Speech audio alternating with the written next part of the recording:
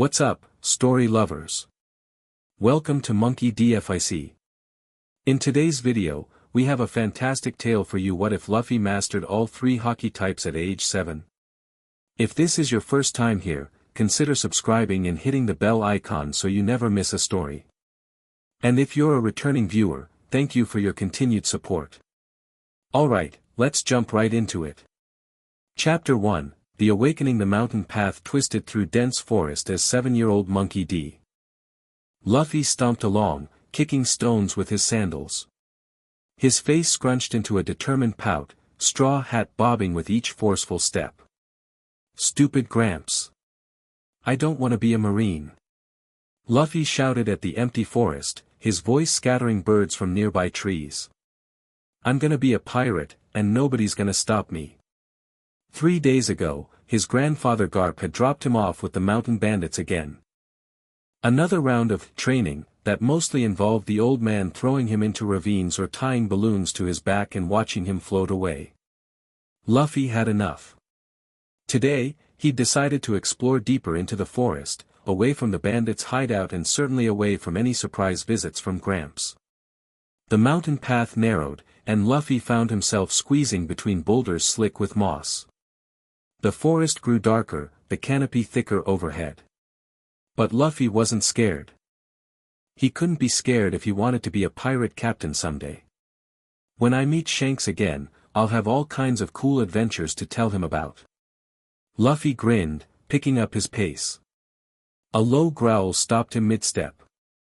The bushes to his right rustled violently before parting to reveal an enormous tiger, easily 4 times Luffy's size. Its yellow eyes locked onto the small boy, muscles tensing beneath striped fur. Whoa! You're huge. Luffy's eyes widened with excitement rather than fear. He'd seen tigers before, but never one this big. Bet you know all the cool spots around here, huh? The tiger snarled, revealing teeth longer than Luffy's fingers. I'm just passing through, Luffy explained, as if the tiger might understand.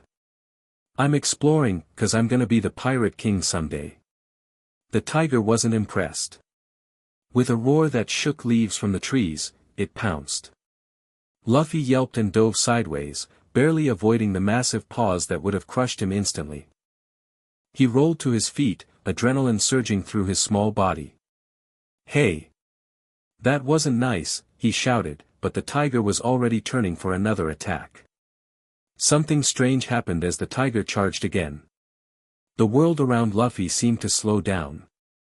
A tingling sensation spread from his chest outward, and suddenly he could feel the tiger's movements before they happened.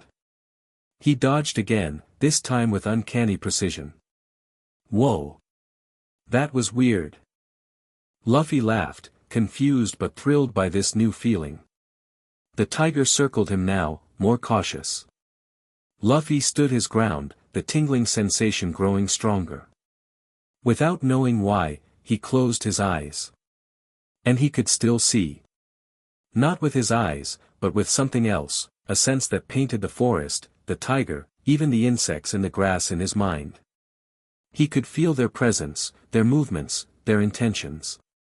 I can see you with my eyes closed. Luffy shouted, absolutely delighted by this discovery.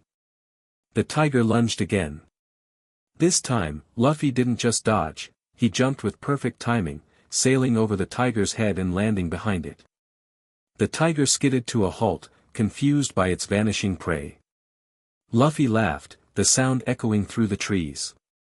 This is amazing. Wait till I show Ace. The tiger turned, fury in its eyes.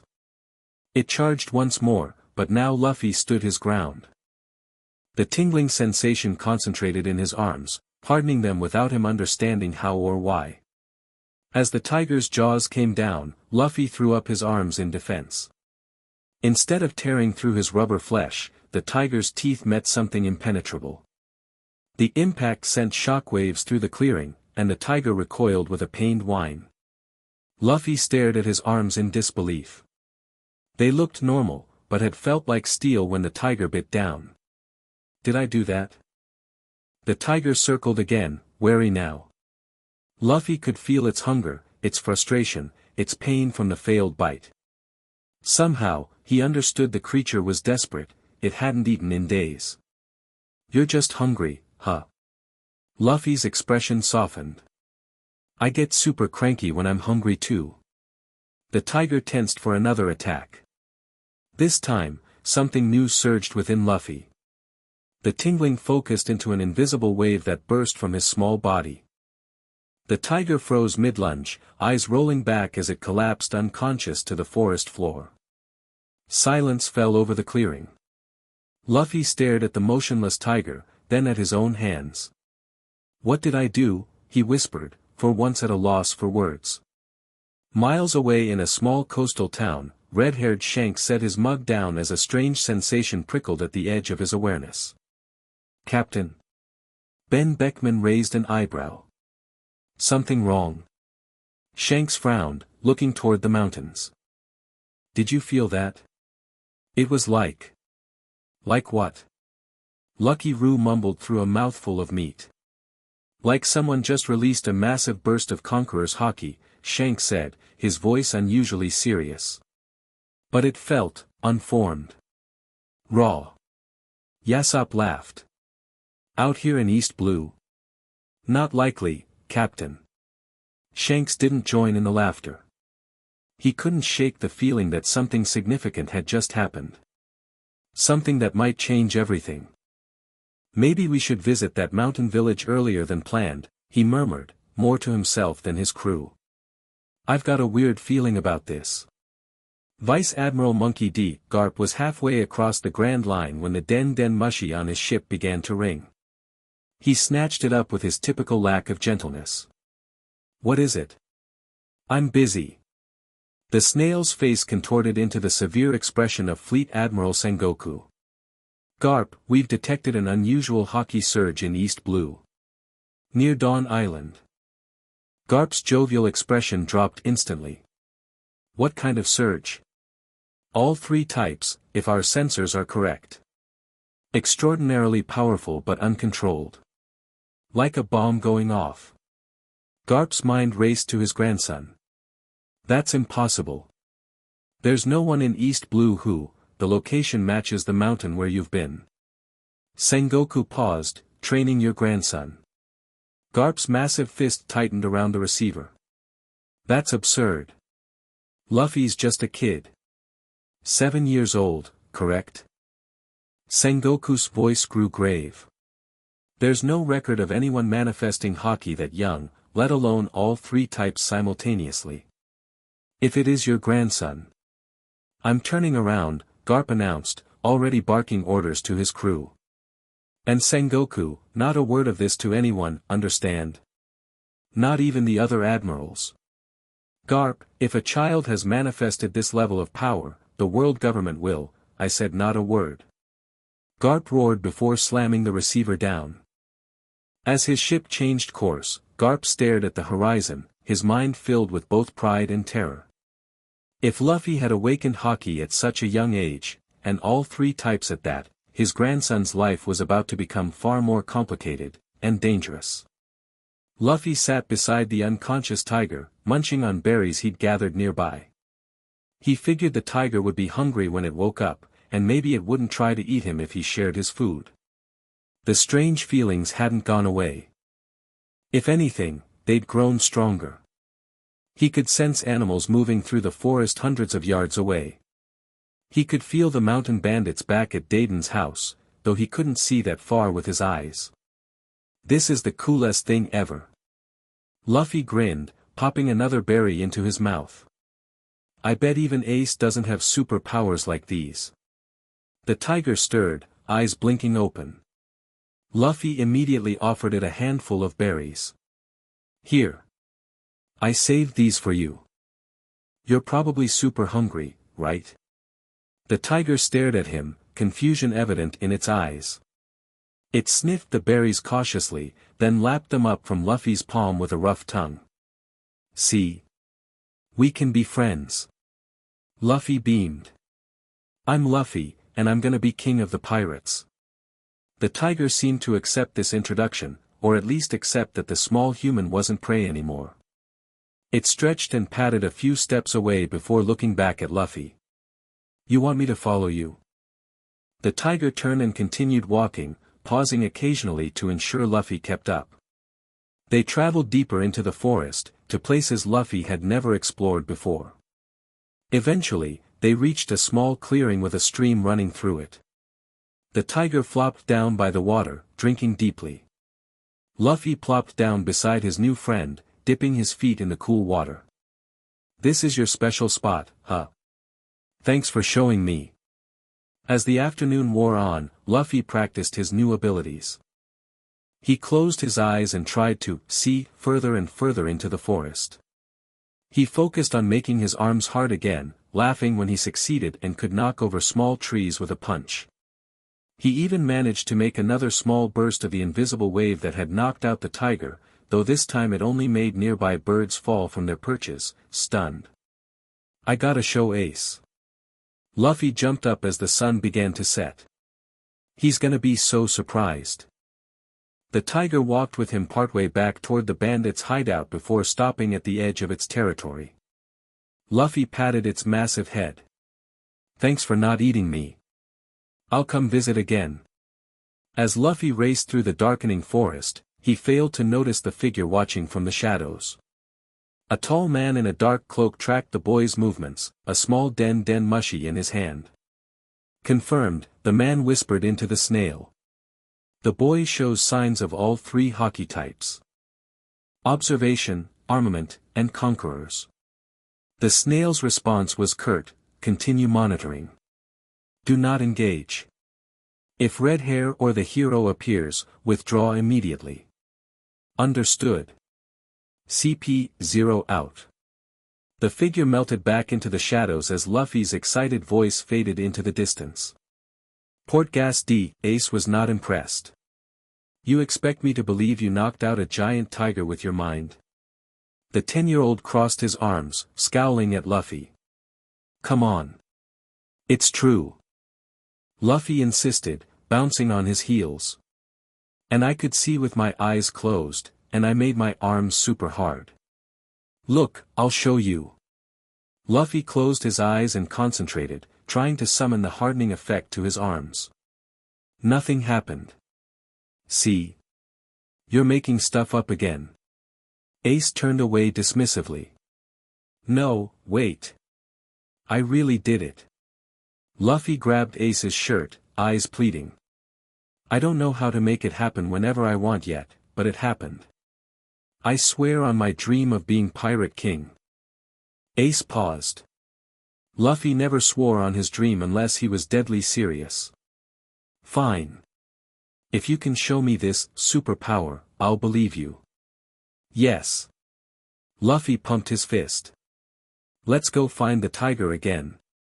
He can show you. We're not looking for a man-eating tiger, idiot.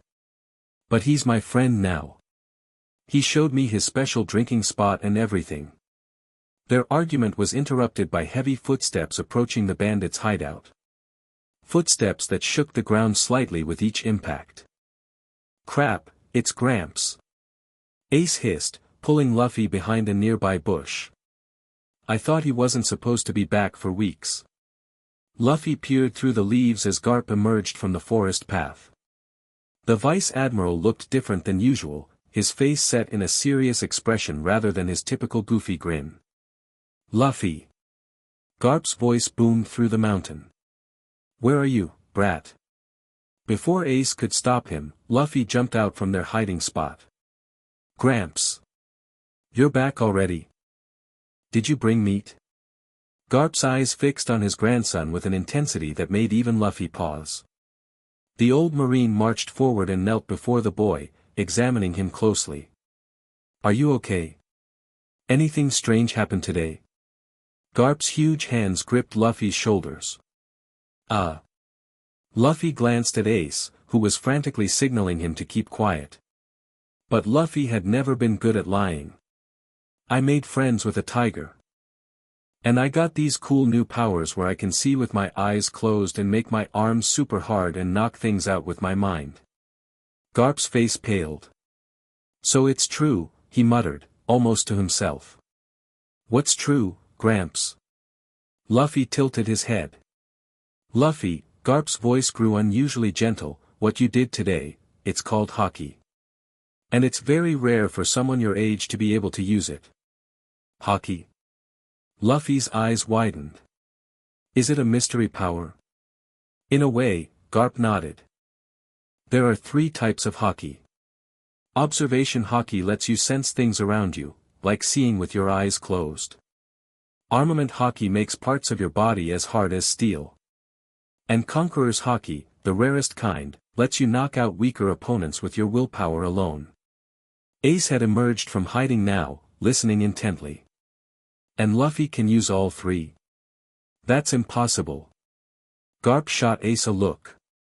For most people, yes. But Luffy's different. He turned back to his grandson. Starting tomorrow, I'm going to teach you how to control these abilities. Luffy's eyes lit up. Cool. Can I use Haki to beat up bad guys? That's exactly what you'll learn to do, Garp nodded solemnly. But Luffy, this stays between us, understand? No showing off. No telling anyone else. But I already told Ace, Luffy pointed out. Fine. Just us 3 then. Garp stood up, his expression darkening. There are people who would take a special interest in someone with your talents, Luffy. Dangerous people. Like pirates? Luffy asked innocently. Garp's laugh was hollow. Worse than pirates, kid. Much worse. The next morning, Luffy found himself deep in the forest with Garp. The Marine had been uncharacteristically serious since his arrival, foregoing his usual fist of love training methods for something far more structured. Close your eyes, Garp instructed, circling his grandson. Tell me what you sense. Luffy squeezed his eyes shut, concentrating hard. The tingling sensation returned, spreading outward from his chest. I can feel you walking around me, Luffy began, his face scrunched in concentration. There's a bird's nest in that tree with 3 baby birds. A rabbit just ran by about 50 steps that way. And his voice dropped to a whisper, someone's watching us from behind those rocks. Garp's eyebrows shot up. He hadn't expected Luffy's observation Haki to be this developed already. Without warning, he hurled a small stone toward the rocks Luffy had indicated. A startled yelp was followed by Ace tumbling out from his hiding spot. I told you to stay at Dayton's, Garp growled. Ace dusted himself off, scowling. I wanted to see if Luffy was telling the truth. Well? Convinced yet? Garp gestured to Luffy, who was bouncing excitedly. Did you see that, Ace? I knew you were there the whole time. Ace crossed his arms.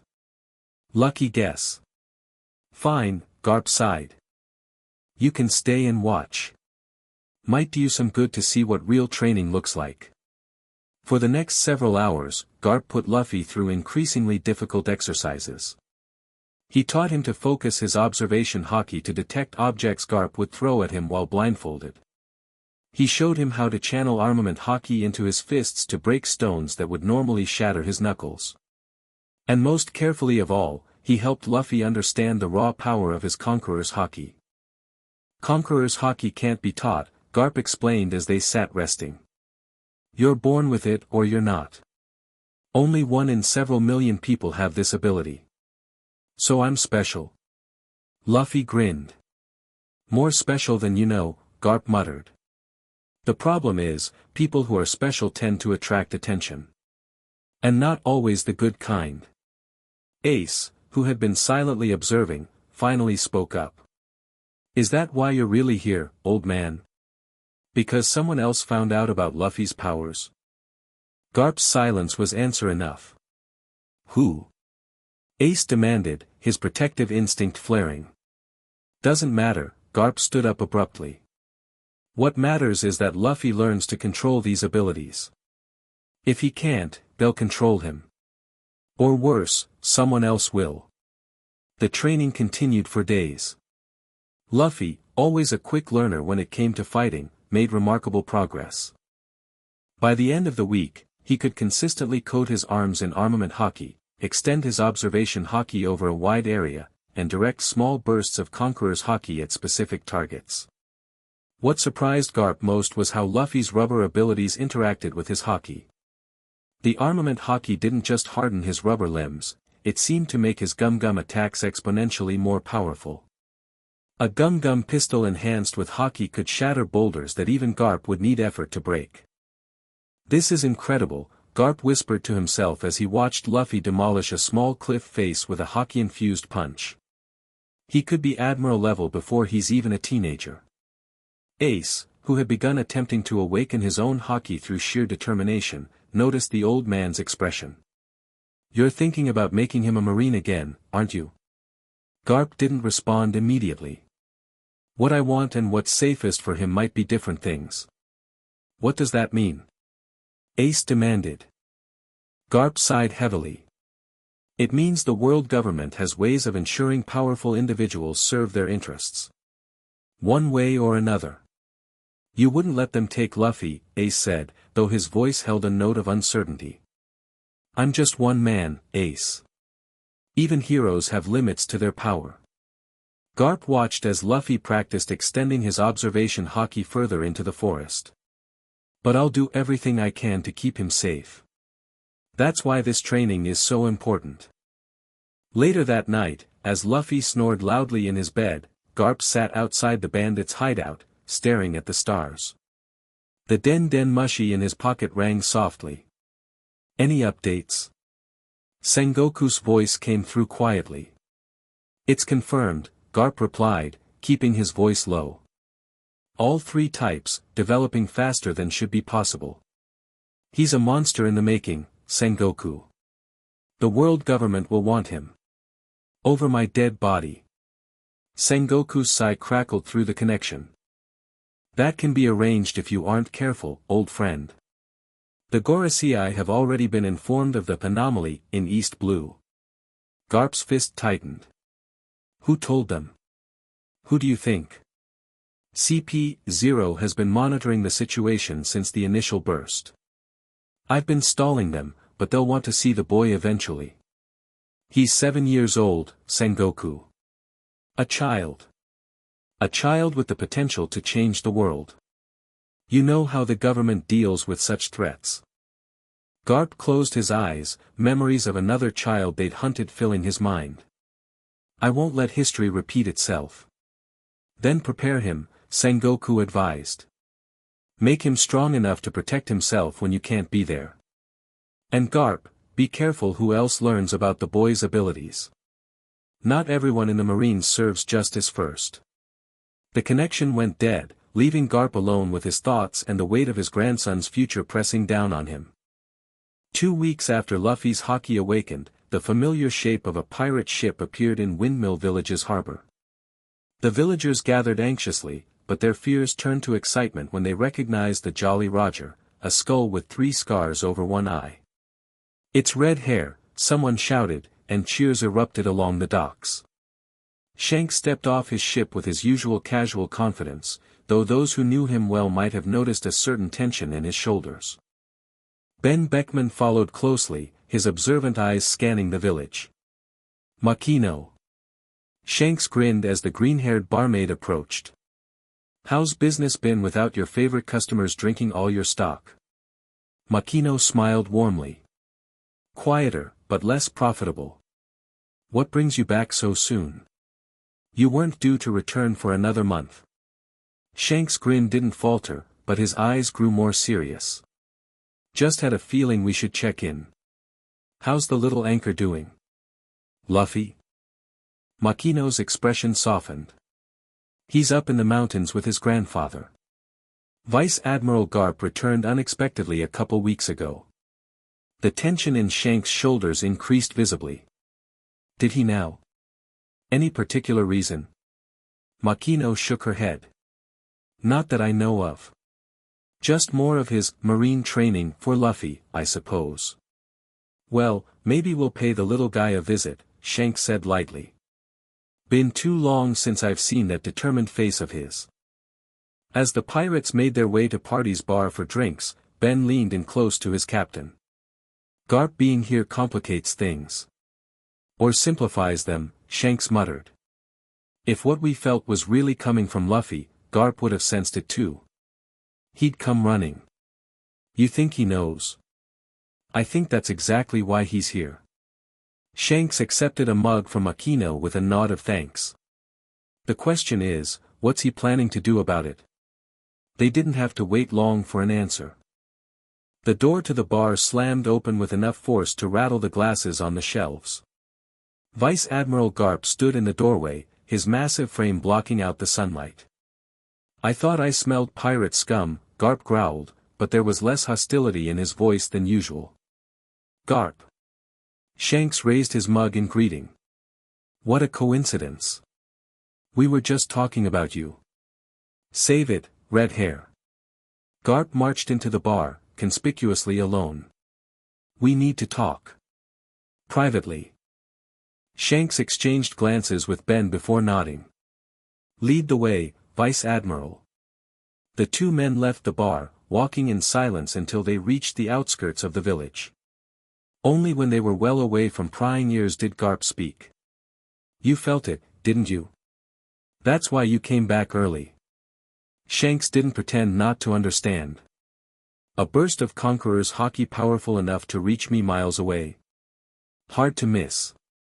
Especially coming from this sleepy little island. It was Luffy, Garp confirmed, his voice a mixture of pride and concern. Shanks' eyes widened slightly. I suspected, but, he's what, 7? That's unprecedented. It gets worse, Garp leaned against a tree, suddenly looking every year of his age.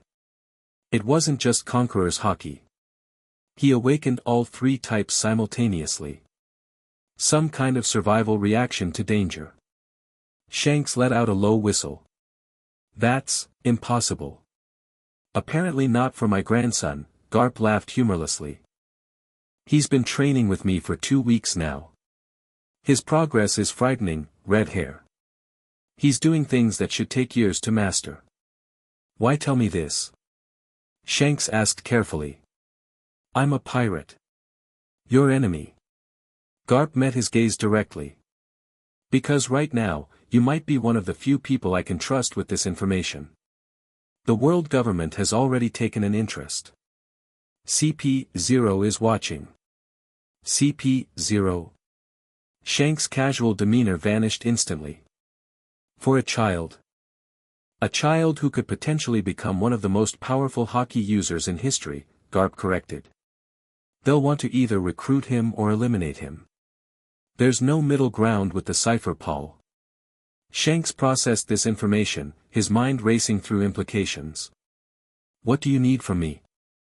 I can't stay here indefinitely. I have duties, and my prolonged presence would only draw more attention. Garp straightened up, looking Shanks directly in the eye. When I leave, I need someone to continue his training. Someone who understands Haki at the highest level. You're asking me, a pirate, to train your grandson. The grandson you're determined to make a marine. Shanks couldn't hide his surprise. I'm asking you to help keep him alive, Garp replied bluntly. Marine, pirate, those labels won't matter if the government decides he's too dangerous to let grow up. Shanks was silent for a long moment. I was planning to leave East Blue soon. Return to the Grand Line. I know. Bringing a child with that level of potential into my world would paint a target on his back. He already has one, Garp pointed out.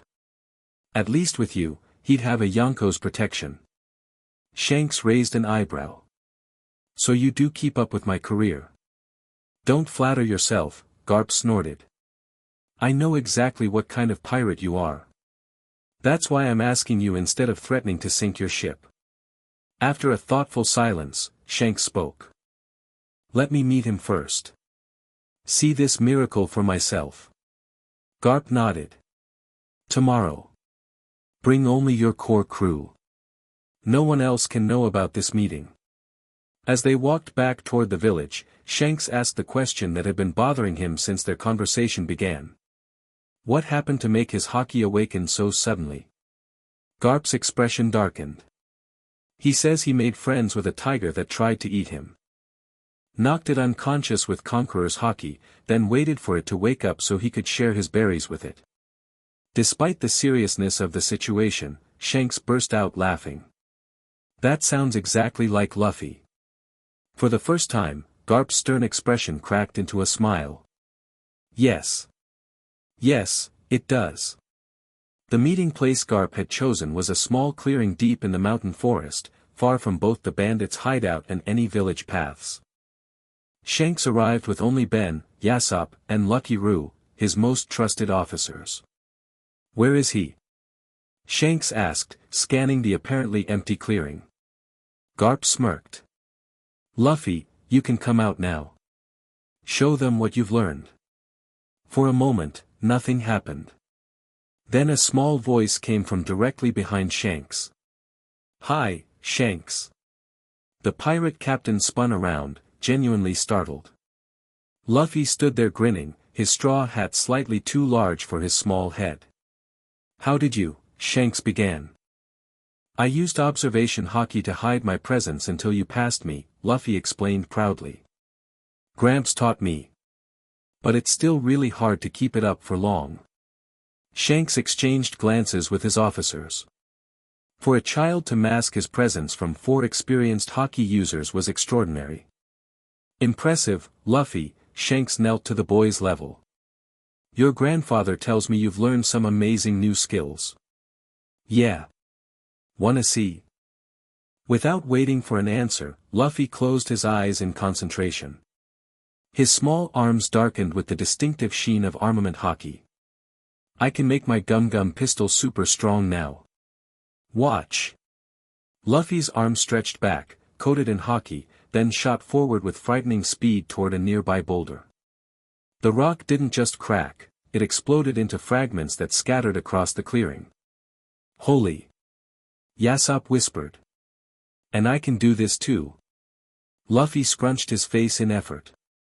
A wave of Conqueror's Haki pulsed from him, weaker than his first unconscious burst, but controlled, directed at a specific target. A bird flying overhead dropped instantly, landing unconscious at Ben Beckman's feet. He's only knocked out, Luffy assured them. He'll wake up soon. I don't like hurting animals. Shanks was speechless. He had expected talent, but this was beyond anything he could have imagined. This wasn't just precocious ability, this was the kind of Haki mastery that should take decades to achieve. What do you think? Garp asked quietly as Luffy continued showing off for the pirates. I think the world government has good reason to be afraid, Shanks answered honestly. If he continues at this pace, he could become the strongest Haki user in the world, Garp finished. Maybe even stronger than Roger, Shanks nodded. Or Whitebeard. They watched as Luffy used observation Haki to predict and catch every pebble Lucky Roo threw into the air, his eyes closed the entire time. Will you help him? Garp asked. Shanks didn't answer immediately. Taking on Luffy's training would mean delaying his return to the Grand Line. It would mean drawing the attention of the world government. It might even mean conflict with other Yonko if they learned what he was doing. But as he watched Luffy laugh with pure joy at his new abilities, Shanks remembered another boy with unstoppable determination. A boy who had sailed with him on the Oro Jackson, who had faced every challenge with a grin. I'll stay until the fall, Shanks decided. 3 more months. I'll teach him what I can about controlling Conqueror's Haki specifically. That's the one that will draw the most attention if he can't master it. Garp nodded, relief evident in his weathered face. Thank you. Don't thank me yet, Shanks cautioned. What happens after I leave? He'll still be in danger. I'm working on that, Garp said grimly. There might be a way to hide him in plain sight. Before Shanks could ask what he meant, Luffy bounded over to them. Shanks. Ben says you're gonna teach me more about Haki. Is that true? Shanks grinned, ruffling the boy's hair under his straw hat. That's right, Anchor. Consider yourself temporarily part of the Red Hair Pirates training division. Luffy's eyes widened to impossible proportions. Really? I get to be a pirate with you? A pirate in training, Shanks corrected, shooting a cautious glance at Garp. But the Marine just sighed in resignation. Better a pirate than a corpse, he muttered. But Luffy, remember our deal. No one outside this group can know about your abilities. Not even Ace. But Ace already knows. Luffy protested. Ace knows you have Haki, Garp clarified. He doesn't need to know you're training with pirates. Luffy frowned, clearly not happy about keeping secrets from his brother. Fine. But only until I get super strong. Then I'll show everybody. As the boy ran off to ask Yasopp about his adventures, Shanks turned to Garp with a raised eyebrow. He's not exactly subtle, is he? No, Garp agreed. That's what worries me most. Luffy's never been good at hiding anything, especially his strength. Then we'd better make sure he's strong enough that he doesn't need to hide, Shanks said, watching as Luffy attempted to mimic Ben's stance. Because once the world discovers what he can do, there'll be no going back. The training began the next day. While Garp continued working with Luffy on the basics of armament and observation Haki, Shanks focused on the most dangerous and unpredictable of his abilities, Conqueror's Haki. Conqueror's Haki comes from your will, Shanks explained as they sat cross-legged in a remote part of the forest. Your absolute confidence that your will is stronger than anyone else's. That's why it can't be taught, either you have that unshakable will, or you don't. Luffy nodded seriously. And I have it. You do, Shanks confirmed. But having it and controlling it are two very different things. Right now, your Conqueror's Haki is like a cannon that might go off at any moment. We need to turn it into a precision rifle. But I don't like guns, Luffy frowned. Shanks chuckled. It's just a metaphor, Luffy. What I mean is, you need to learn to direct your Haki at specific targets without affecting others around them. Over the following weeks, Shanks devised increasingly difficult exercises. Luffy learned to knock out specific animals while leaving others untouched, even when they were clustered together. He practiced projecting his will across greater distances, aiming for targets he couldn't even see. What amazed Shanks most was Luffy's rate of improvement. Techniques that had taken him years to master, Luffy grasped in days. It was as if the boy's rubber body was somehow perfectly suited to channel Haki energy. It shouldn't be possible, Shanks confided to Ben one evening as they watched Luffy practicing. No one learns this quickly. Maybe it's the combination of the devil fruit and his natural affinity, Ben suggested, lighting his cigarette. The gum fruit might make his body more conductive to Haki. Or maybe he's just a monster, Shanks said with a mixture of awe and concern. At this rate, by the time he's 17, he'll be ready to take on the world, Ben finished. Question is, will the world be ready for him?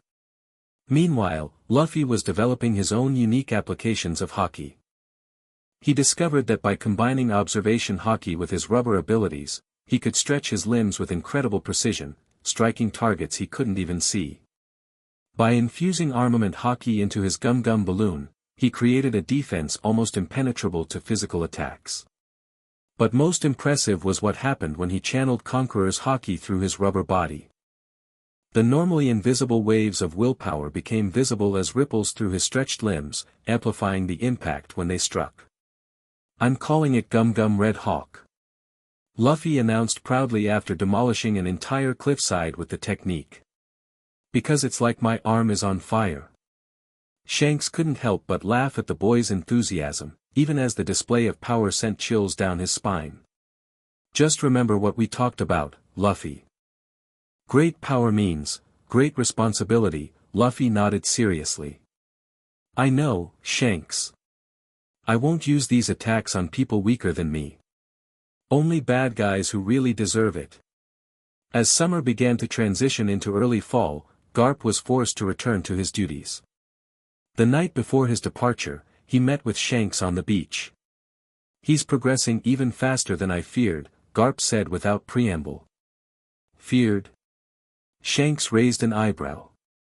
Most grandfathers would be proud. I am proud, Garp insisted. But I'm also terrified. The faster he grows, the sooner they'll come for him. Who exactly is watching him? Shanks asked.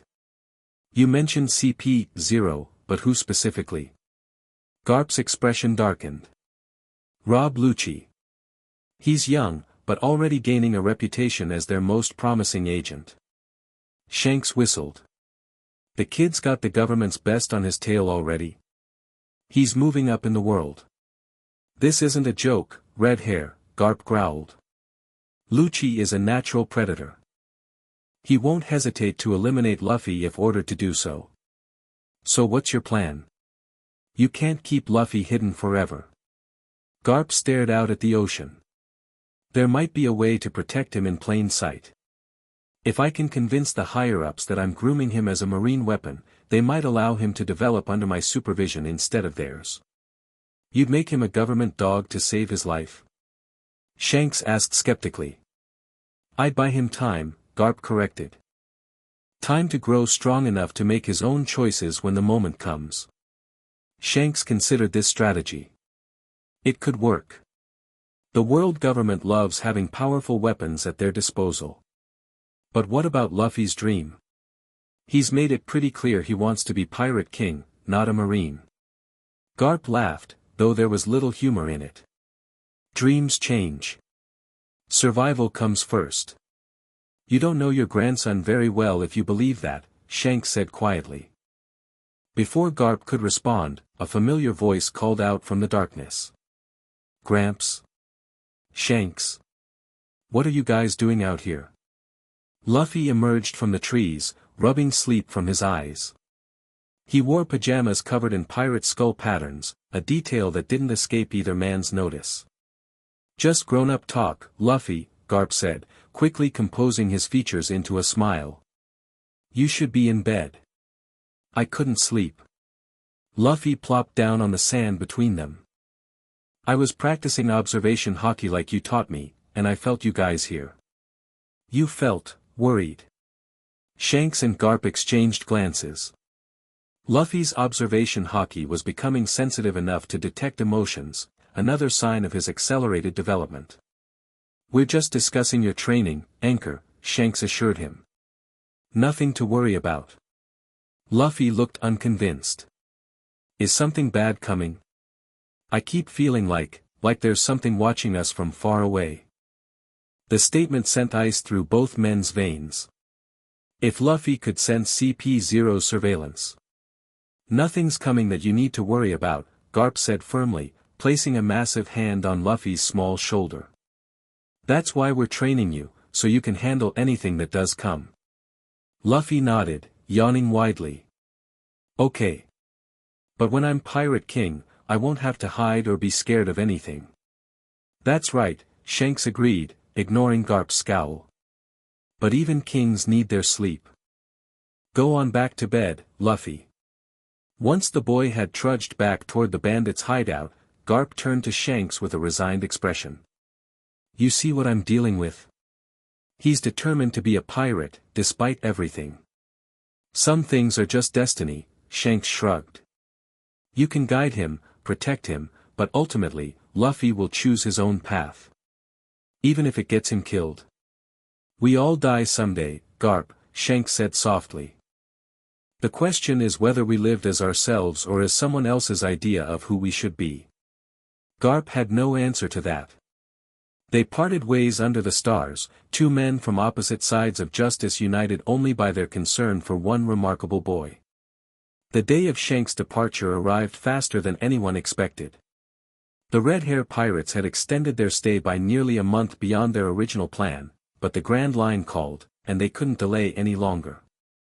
The village gathered at the docks to bid farewell to the pirates who had become their friends. Makino served drinks, Mayor Whoop Slap complained about the disruptive influence they'd had, and children ran excitedly between the pirates' legs. Luffy stood apart from the crowd, watching the preparations with an uncharacteristically solemn expression. Shanks found him there, staring at the ship. Why the long face, Anchor? I thought you'd be excited to see us off with a big smile. I don't want you to go, Luffy said bluntly. Who's gonna teach me more about Haki? Shanks knelt beside him. You've learned more in 3 months than most pirates learn in a lifetime, Luffy. Sometimes the best training is figuring things out on your own. But what if I need help? Then you'll find it, Shanks assured him. That's your greatest strength, you know. Not your Haki, not your devil fruit, but your ability to make friends who'll stand by you no matter what. Luffy considered this, then nodded. I still wish you could stay longer. Me too, kid. Shanks ruffled his hair. But hey, I've got something for you. From his coat, Shanks produced a small, leather-bound book. This is a journal of Haki techniques, things I've learned over the years. Some of the pages might not make sense yet, but as you grow stronger, they will. Luffy's eyes widened as he accepted the book. A secret pirate treasure? Something like that, Shanks laughed. But remember our promise, keep your abilities hidden until you're ready. The world isn't prepared for Monkey D. Luffy just yet. Right.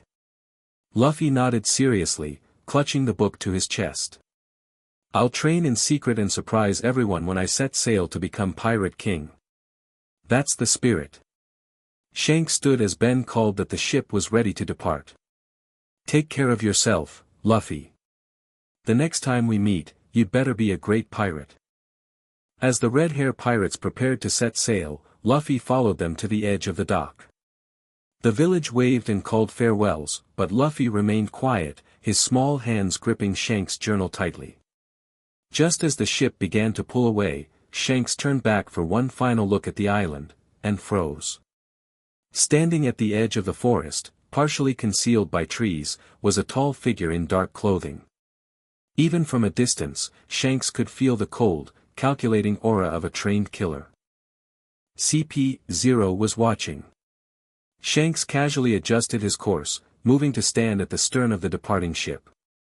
He locked eyes with the distant figure, allowing a controlled pulse of his own conqueror's Haki to radiate toward the shore. A clear message, the boy is under my protection. The figure didn't react visibly, but Shanks felt the acknowledgement, and the unspoken response. For now. As Dawn Island receded into the distance, Ben approached his captain. Trouble? Nothing immediate, Shanks said, though his eyes remained on the shrinking shoreline. But Luffy's road just got a lot harder. They know what he can do now. And they'll be watching his every move, Ben concluded. Yes. Shanks turned away from the island at last. Which means we need to make our own moves carefully. Set course for the Grand Line, we have preparations to make. Preparations? Shanks' expression was uncharacteristically grim. For the day when a rubber boy with the world's most powerful Haki sets sail and turns everything upside down. Luffy stood on the dock long after the Red Force had disappeared over the horizon. The village had returned to its normal routine, but he remained, clutching Shanks' journal and staring at the empty sea. So they're finally gone, huh? Ace's voice came from behind him. Luffy nodded without turning around. Yeah. Good riddance, Ace scoffed, though there was no real venom in his voice. Now maybe things can get back to normal around here. Luffy turned to his brother with a strange expression, more serious than Ace had ever seen on the younger boy's face. Nothing's ever going to be normal again, Ace, Luffy said quietly, his hand unconsciously touching the straw hat on his head. I can feel it. Ace frowned, unsettled by this uncharacteristic insight. What are you talking about? There's people watching us, Luffy continued, his voice low. Bad people. I can sense them with my Haki. They've been there since Gramps left. Ace tensed, scanning the tree line. Where? Gone now, Luffy shrugged. They move around a lot. But they're always watching. For a moment, Ace said nothing, processing this information. Then he slung an arm around Luffy's shoulders. Let them watch. We're not scared of anyone, right? A smile finally broke through Luffy's serious expression. Right. Come on, Ace tugged him toward the path leading back to the mountains. Dayton's making crocodile stew tonight. Race you there. As the brothers sprinted away from the village, laughing and shoving each other, a figure emerged from the shadows of an alleyway. The man in the dark coat observed their departure with cold, calculating eyes before speaking softly into a small den mushy. The red-hair pirates have departed. The boy remains on the island. And his abilities, came the response.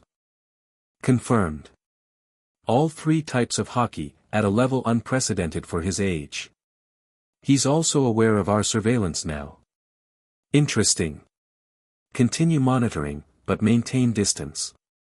We'll proceed with the next phase soon. Understood. What about Vice Admiral Garp's proposal? There was a pause on the other end. The Gorosei are considering it. A weapon is useful, regardless of who forged it. And if they reject it? The response was chillingly matter-of-fact, then you will receive new orders, Agent Lucci. The boy will either serve the world government or be eliminated before he becomes a threat. Understood. As the connection ended, the agent took one last look at the distant figures of the running brothers before melting back into the shadows. The game of destiny had begun, with a 7-year-old boy at its center. Unaware of the forces gathering around him, Luffy raced through the forest, his mind already focused on dinner and tomorrow's training. In his pocket, Shank's journal bounced with each step, filled with secrets that would one day help reshape the world. He might be just a child now, but the sea was waiting. And when Monkey D. Luffy finally set sail, with all 3 types of Haki mastered beyond anyone's imagination, nothing would ever be the same again. Chapter 2, Brothers in Arms. The mountain hideout reeked of cigarette smoke and cheap booze. Dayton's bandits sprawled around their worn-out furniture, grumbling about chores and their latest failed robbery attempt. Ace sat on the windowsill, tossing a knife into the floorboards over and over, each thunk driving Dayton closer to a meltdown. Do that one more time, you little demon, and I swear, thunk. Ace smirked at her, daring her to finish that threat. You ungrateful brat. Dayton lunged for him, but Ace was already out the window, landing with practiced ease on the dirt outside. Going hunting, he called over his shoulder. Don't wait up.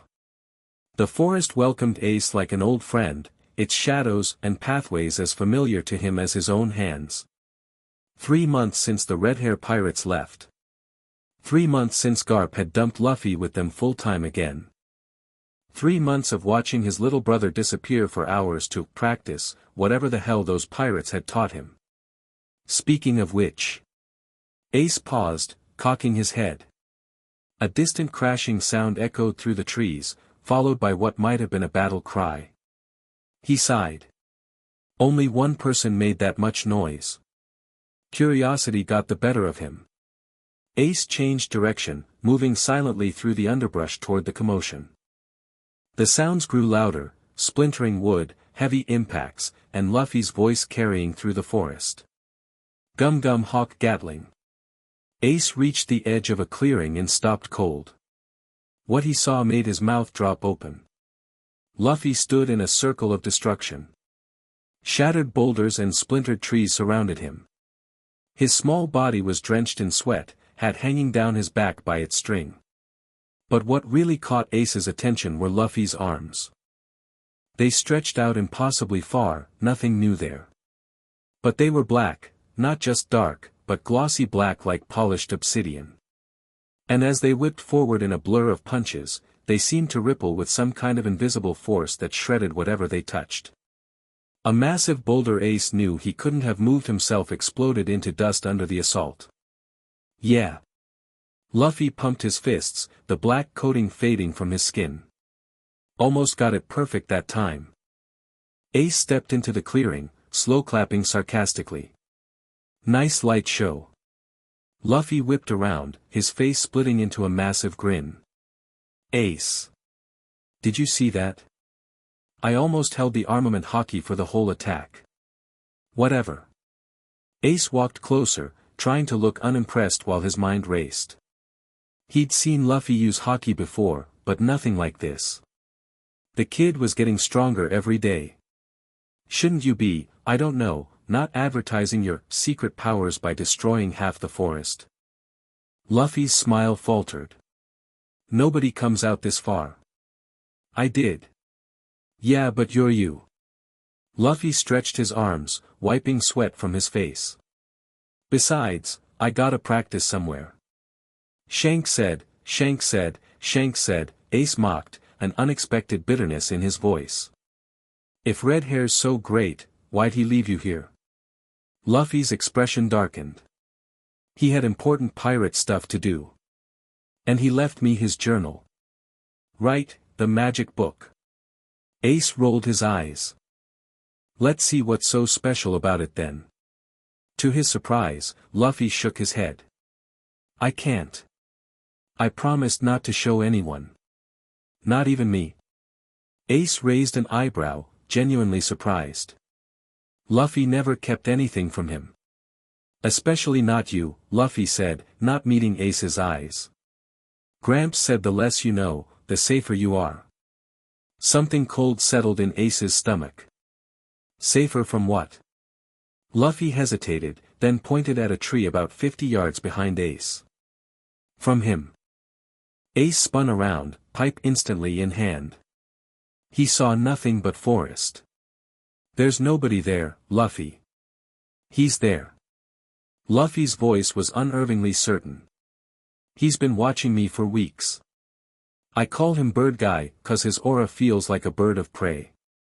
Ace stared harder at the tree, seeing nothing. You can sense someone that far away? Through trees. Luffy nodded. Observation Haki. I'm getting better at it. He turned to gather his things, seemingly unconcerned.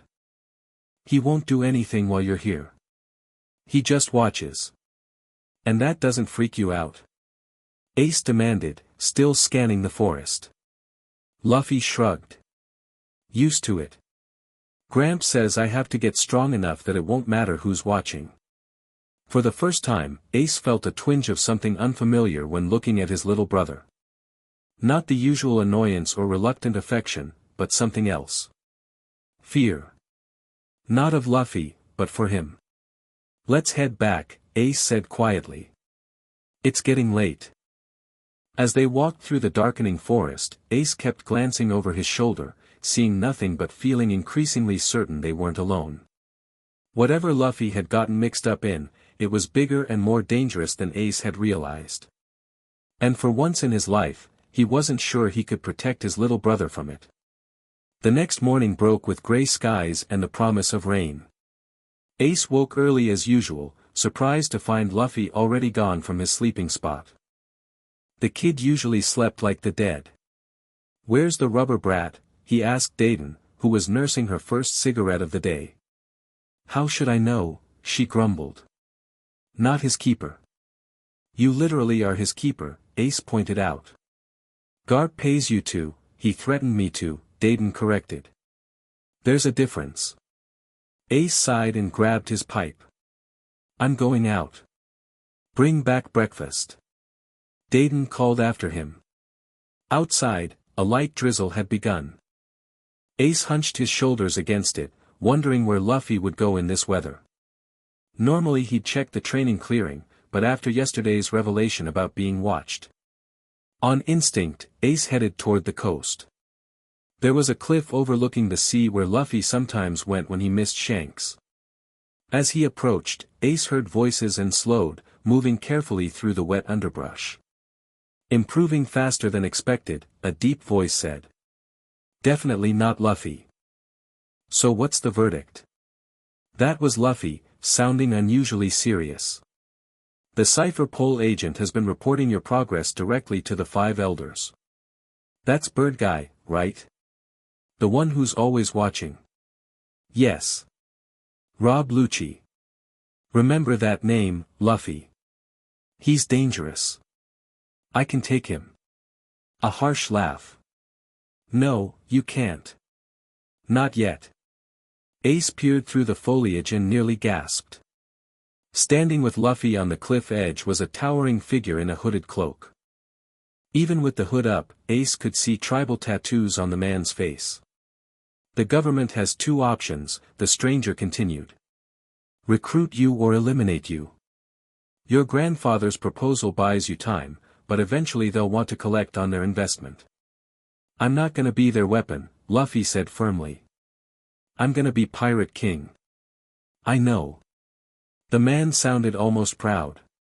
That's why I've arranged additional protection for you. I can protect myself. Luffy protested. And Ace helps too. Your brother can't fight the world government, the man said quietly.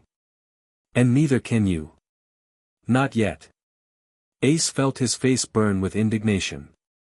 Who the hell was this guy to say what he could or couldn't do? So what's your big plan? Luffy asked, kicking at a rock. You'll meet him soon. A boy from the Gray Terminal. He'll help guide you while staying under the government's radar. Another brother? Luffy perked up. Something like that. The man turned slightly, and Ace ducked deeper into the bushes. Too late, the stranger's head snapped in his direction. We're not alone, he said sharply. Go back to Dayton's, Luffy. Now. But, now. The command left no room for argument. Even Luffy recognized the authority in that voice. He nodded reluctantly. See you next month. If I can. Be careful, Luffy. As Luffy trotted away, Ace realized he was trapped. If he moved, the stranger would definitely spot him. If he stayed. You can come out, the man called, not even turning around. She's got your scent already. Ace froze. She. A low growl came from directly behind him. Ace spun to find himself face to face with a massive white wolf, its teeth bared inches from his throat. Holy, Ace scrambled backward, tripping over a root and landing hard on his back. The wolf followed, placing one massive paw on his chest. She won't hurt you unless I tell her to. The cloaked man stood over him now, looking down with a face that felt strangely familiar. You must be Ace. Who the hell are you? Ace spat, trying to reach for his pipe without provoking the wolf. The man smiled slightly. Someone with a vested interest in your brother's future. He whistled softly, and the wolf backed off. And by extension, yours. Ace scrambled to his feet, snatching up his pipe and pointing it at the stranger. What do you want with Luffy? The question is what the world government wants with him, the man replied calmly. And the answer should terrify you. Those guys in the fancy suits. What do they care about a kid from East Blue? The man studied Ace for a long moment. You really don't understand, do you? Your brother has awakened abilities that most people spend decades trying to master. Abilities that could topple nations. Ace lowered his pipe slightly. The Haki stuff? Not just any Haki. All three types, perfectly balanced, at an age when most children can barely tie their shoes. The man shook his head. It's unprecedented. So what? Luffy's always been weird. Weird doesn't attract CP0 agents, the stranger said flatly. Weird doesn't make the five elders debate your existence. Luffy isn't just special, Ace. He's potentially the most dangerous person in the world. Rain fell harder around them, but Ace barely noticed. His mind was racing, connecting dots he'd been ignoring for months. The secret of training. Garp's extended stay. Shanks coming back early. Those guys watching him, Ace said slowly. They want to what? Kidnap him? Kill him? That depends on how useful they think he'll be. The man's expression darkened. Which is why he needs people around him who understand the stakes. People who can help him stay beneath notice while he grows stronger. People like you. Ace challenged. Who even are you? The man was silent for a moment. Then he pushed back his hood, revealing his full face for the first time. Ace's breath caught. The man looked like an adult version of Luffy, same eyes, same determined set to his jaw. But harder. Dangerous. My name is Dragon, the man said simply. I'm Luffy's father. Ace's jaw dropped. His. Luffy doesn't have a father. He never mentioned, he doesn't know, Dragon cut him off. And he can't know. Not yet. The connection would put him in even greater danger. So why tell me? Ace demanded, still reeling from the revelation. Because you're his brother, Dragon said, as if that explained everything. And because I need your help keeping him alive long enough to fulfill his destiny. What destiny? Dragon looked out toward the sea, his expression distant. The same one that's waited for someone strong enough to carry it for 800 years. Before Ace could ask what the hell that meant, Dragon turned back to him. There's a boy in gray terminal. Blonde, about your age, wears a top hat. His name is Sabo. Find him. Befriend him. He'll help you protect Luffy. I don't need help protecting my brother, Ace said defiantly. Dragon's expression softened slightly. Yes, you do. Everyone does. He pulled his hood back up. The storm is coming, Ace. Sooner than any of us expected. With that cryptic statement, he whistled for the wolf. The massive animal appeared from the trees, and in one fluid movement, Dragon mounted its back. Before Ace could say another word, they were gone, vanishing into the rain-soaked forest like ghosts. Ace stood there for a long time, rain plastering his hair to his forehead, trying to process everything he'd just learned. Finally, he turned toward Dayton's house. He had a lot to think about. And apparently, a boy in a top hat to find. Gray terminal stank of desperation and rot.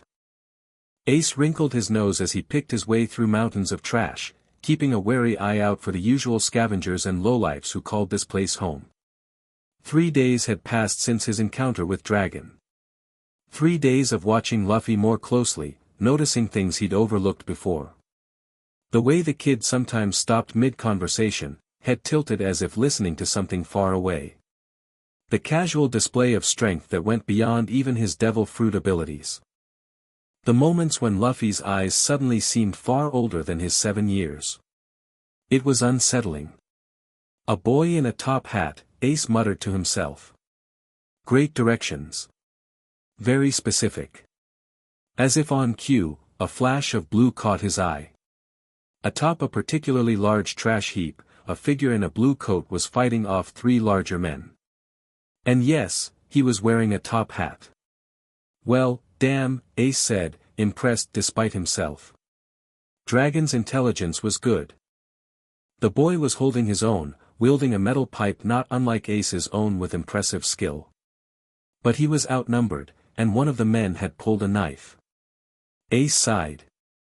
Normally he'd mind his own business, but if this really was the Sabo kid Dragon had mentioned. Guess I'd better check, he grumbled, then charged into the fray. The fight was short and brutal. Ace smashed his pipe into the knife wielder's wrist, sending the blade flying. The top-hatted boy capitalized on the distraction, knocking another attacker off his feet. Together, they made quick work of the third man. As their opponents fled, clutching various injuries, the blond boy turned to Ace with suspicious eyes. I didn't need help, he said, though his grateful tone contradicted his words. Could have fooled me, Ace snorted, shouldering his pipe. You Sabo? The boy tensed instantly. Who's asking? Name's Ace. I'm looking for a guy in a top hat. Heard he might be useful. Sabo narrowed his eyes. Useful for what? Ace hesitated. Dragon hadn't exactly given him a script for this conversation. For, helping with a situation. That's specific, Sabo said dryly. Who sent you? If it's the Blue Jam crew, you can tell them I already paid this month's protection fee. Not Blue Jam, Ace said. A guy named Dragon. Sabo went completely still. Then, without warning, he swung his pipe directly at Ace's head. Ace barely blocked it in time. Hey! What the hell? Who are you really? Sabo demanded, pressing his attack. How do you know that name? Ace blocked another swing, confusion turning to anger. He told me, dumbass. Tall guy, tattoos on his face, has a freaking wolf. Sabo paused mid-swing, studying Ace's face intently. Whatever he saw there must have convinced him, because he slowly lowered his weapon. You've actually met him, Sabo said, sounding impressed. He doesn't show himself to many people. Yeah, well, I caught him talking to my little brother, Ace explained. Said you could help protect him. Your brother? Sabo's expression changed. Wait, you're that Ace. The one who lives with the mountain bandits. You know me. I know of you, Sabo corrected. And if your brother is who I think he is, then yeah, I'm supposed to help. Ace crossed his arms. Supposed to how? What exactly are you getting out of this? Sabo glanced around, then gestured for Ace to follow him. Not here. Too many ears. They made their way through Gray Terminal, eventually reaching a hollowed-out tree trunk that had been fashioned into a surprisingly comfortable hideout. Sabo ducked inside, and after a moment's hesitation, Ace followed. Nice place, he admitted, looking around at the salvaged furniture and carefully organized supplies. It works, Sabo shrugged. He sat on a makeshift chair, gesturing for Ace to take another. So, Dragon sent you to find me. That means your brother is the Haki kid. His name is Luffy, Ace said sharply. And yeah, he's got some weird powers. What's it to you? Sabo studied him for a moment. Dragon saved my life about a year ago. I was caught stealing from a celestial dragon who was visiting Hightown. Would have been executed on the spot, but Dragon intervened. Said he'd spare me if I agreed to help when the time came. Help with what? Protecting someone important, Sabo said simply. Didn't know who until a few months ago when rumors started spreading about a kid in the mountains who could knock people out with his mind. Ace winced. So much for keeping it secret. The rumors are still vague, Sabo assured him. Most people think it's just another mountain legend. But the wrong people are taking interest. The government, Ace nodded. Dragon mentioned them. CP something. CP-0, Sabo corrected, looking grim. The world government's most dangerous intelligence agency. If they're watching your brother, he's in serious trouble. Ace leaned forward. Okay, I get that Luffy's in danger. What I don't get is why Dragon thinks you can help. No offense, but you're just a kid like us. Sabo smiled thinly. I'm not just a gray terminal rat, Ace. I was born in Hightown. My father is a nobleman with connections to the world government. I know how they think, how they operate. And more importantly, I know how to avoid their attention. Ace whistled. A runaway noble? No wonder you can fight. You were running from something long before Dragon found you. You could say that. Sabo's expression darkened momentarily before he shook it off. Look, I don't know what Luffy can do exactly, but if Dragon thinks he needs protection, then the situation is serious. I'm willing to help, but I need to meet him first. Ace considered this. On one hand, he barely knew this kid. On the other, Dragon had specifically sent him here, and Luffy's mysterious father didn't seem like the type to make careless recommendations. Fine, he decided. I'll take you to meet him. But if you try anything, you'll beat me to a pulp. I get it, Sabo rolled his eyes. Trust issues much? When it comes to Luffy? Yeah. Sabo's expression softened. You really care about your brother, huh? He's a pain in the ass, Ace said automatically. Then, more quietly, but he's my pain in the ass. Sabo nodded, understanding in his eyes. All right then. Lead the way. Luffy sat cross-legged on a flat rock, eyes closed, brow furrowed in concentration. Around him, the forest was unusually quiet, as if the wildlife sensed something dangerous in their midst. "Breathe," Luffy muttered to himself. "Find the center." In his mind's eye, he extended his awareness outward like ripples in a pond. He could feel every creature within 100-yard radius, birds in their nests, insects crawling through the underbrush, a family of deer passing cautiously on the other side of the clearing. And approaching from the east, 2 human presences. One familiar, one not. Luffy's eyes snapped open. "Ace is coming," he said to the empty clearing. "And he's not alone." Right on cue, branches cracked as Ace pushed through the undergrowth, followed by a blond boy in a top hat. Luffy tilted his head curiously. This must be the boy Dragon had mentioned. "Yo, Luffy," Ace called. "Got someone for you to meet." "Hi." Luffy bounced to his feet, grinning widely. "I'm Monkey D. Luffy, and I'm gonna be king of the pirates." The blond boy blinked, clearly not expecting such an enthusiastic greeting. I'm Sabo. Nice to meet you." "You're the one Dragon told me about," Luffy exclaimed. "The one who's supposed to help us." Sabo shot Ace a surprised look. "He knows about Dragon." "Apparently they have monthly chats," Ace said dryly. "News to me too." "You never asked," Luffy shrugged. Then, to Sabo, "Are you strong?" "Ace is super strong." "I'm strong too, but in a different way." "I can hold my own," Sabo said cautiously. "Dragon said you have special abilities." "Yeah. Wanna see?" Without waiting for an answer, Luffy closed his eyes in concentration. When he opened them again, he pointed directly at a tree some distance away. "There's a nest in that tree with 3 eggs. One of them has a crack and probably won't hatch." Sabo looked skeptical. "How could you possibly know that?" "Observation Haki," Luffy explained proudly.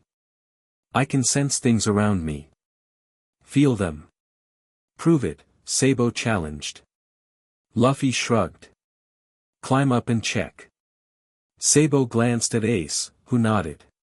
The blond boy made his way to the tree and scrambled up with impressive agility. A minute later, he called down, 3 eggs. "One's cracked."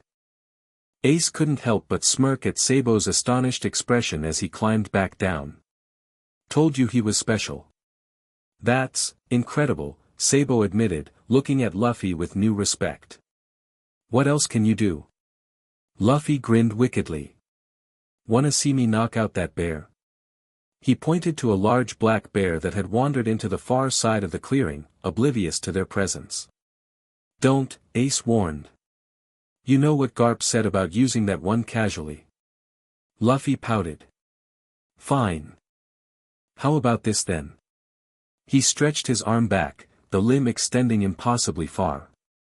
As it reached its limit, the rubber skin turned glossy black. When he punched forward, his fist connected with a boulder and shattered it like glass. "Gum Gum pistol with armament Haki," Luffy announced proudly. "Pretty cool, huh?" Sabo's jaw had literally dropped. You're a devil fruit user too?" "Yep. Gum Gum fruit. I'm a rubber man." "And you can use Haki," Sabo said faintly. "At 7 years old." "3 kinds." Luffy held up 3 fingers. "Observation, armament, and the king one." "Conqueror's Haki," Ace supplied. "That's the one that knocks people out." Sabo sat down hard on the nearest rock. "Now I understand why Dragon's worried. And why CP0 is interested." He looked at Luffy with newfound gravity. "Do you realize how rare this is? Most pirates go their whole lives without mastering even one type of Haki." Luffy scratched his head. "Shanks said something like that. Said I'm a pro-DGY." He struggled with the word. "Whatever that means." "It means you're a target," Sabo said bluntly. The world government doesn't let people with your potential just wander around freely. Especially not children who could be shaped. Shaped? Luffy frowned. Turned into weapons, Ace translated grimly. Right? Sabo nodded. Or eliminated if they can't be controlled. Luffy's frown deepened. I'm not gonna be anybody's weapon. And nobody's gonna eliminate me either. I'm gonna be Pirate King. That's exactly the attitude they're afraid of, Sabo said, but he was smiling now. I think I see why Dragon asked me to help. You need someone who understands how these people think. So you'll help us? Ace asked. Sabo looked between the two brothers, his expression thoughtful. Then he nodded. Yes. But on one condition. What's that? Luffy asked. Teach me to fight like you do, Sabo said. Both of you. I'm good, but I need to be better. Ace grinned. That's it? Hell, we can start right now. He picked up his pipe. Best way to learn is to get your ass kicked a few times. Bring it on, Sabo challenged, raising his own pipe. As the two older boys squared off, Luffy watched with a broad smile. This felt right somehow. Complete. What none of them noticed was the small black Den Mushi hidden in a nearby tree, its eyes following their every move. In the weeks that followed, the three boys became inseparable. They hunted together, trained together, and eventually built a treehouse together, a sanctuary away from both Dayton's hideout and the squalor of Grey Terminal. Sabo proved to be exactly what Dragon had promised, smart, resourceful, and surprisingly knowledgeable about the inner workings of the world government. He taught Ace and Luffy how to avoid patrols, how to recognize plainclothes agents, and most importantly, how to blend in when necessary. In return, Ace taught Sabo everything he knew about fighting dirty, the kind of no-holds-barred combat that kept you alive when outnumbered or outgunned.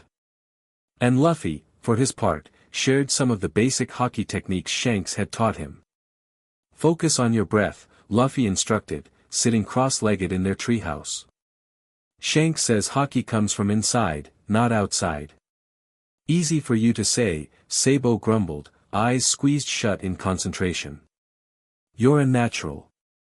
Everyone has observation and are-meant Haki, Luffy said confidently. Shanks told me. You just gotta find it. Ace, who'd been pretending not to listen while whittling a piece of wood, snorted. If everyone has it, how come only monsters like you can use it? Most people never find it, Luffy explained.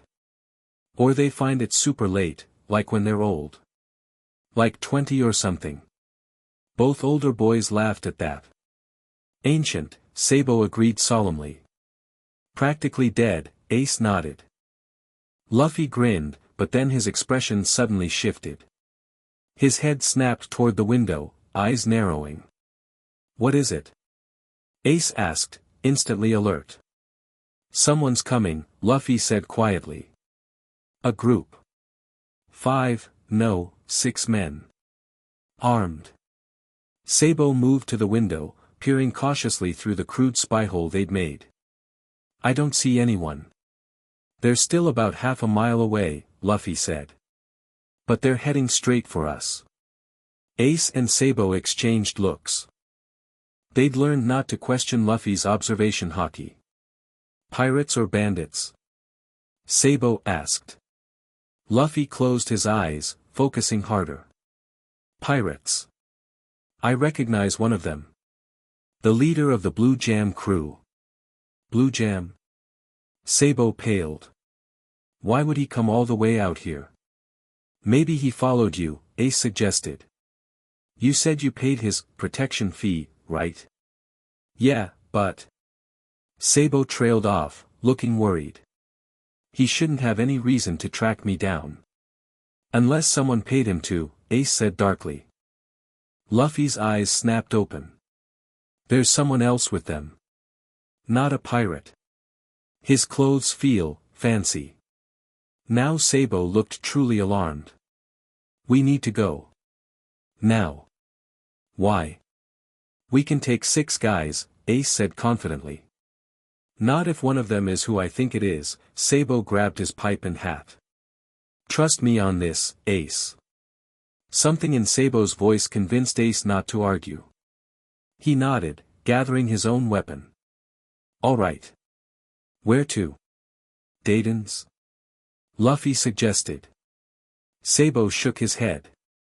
Too obvious. They might check there next. We need somewhere they wouldn't expect. The coast, Ace decided. There are sea caves we can hide in until we figure out what's going on. They quickly gathered their most important possessions. Luffy made sure to secure Shank's journal inside his shirt, patting it to ensure it was safe. Then the 3 brothers descended from their treehouse and melted into the forest. Luffy took the lead, his observation Haki allowing him to steer them clear of their pursuers. Twice he suddenly changed direction, guiding them around patrols they couldn't have seen or heard yet. They've split up, he reported as they crossed a shallow stream. Looking for our trail. How far to the caves? Sabo asked, breathing heavily from the pace Ace was setting. Another mile, Ace replied. We can make it before, stop. Luffy hissed suddenly, throwing out an arm to halt his brothers. Someone's ahead. Waiting. They froze, scanning the seemingly empty forest path. I don't see, Ace began, but cut off as a figure stepped out from behind a massive tree. It was a tall, thin man in an expensive-looking suit. His face was cold and calculating, with eyes that reminded Ace of a predator's. Monkey D. Luffy, the man said, his voice unnervingly calm. I've been looking forward to meeting you. Luffy stepped forward, placing himself slightly ahead of his brothers. Who are you? The man's lips curved in what might generously be called a smile. My name is Rob Lucci. I work for the world government. Bird guy. Luffy exclaimed, pointing accusingly. You're the one who's always watching me. Bird guy. Sabo whispered to Ace.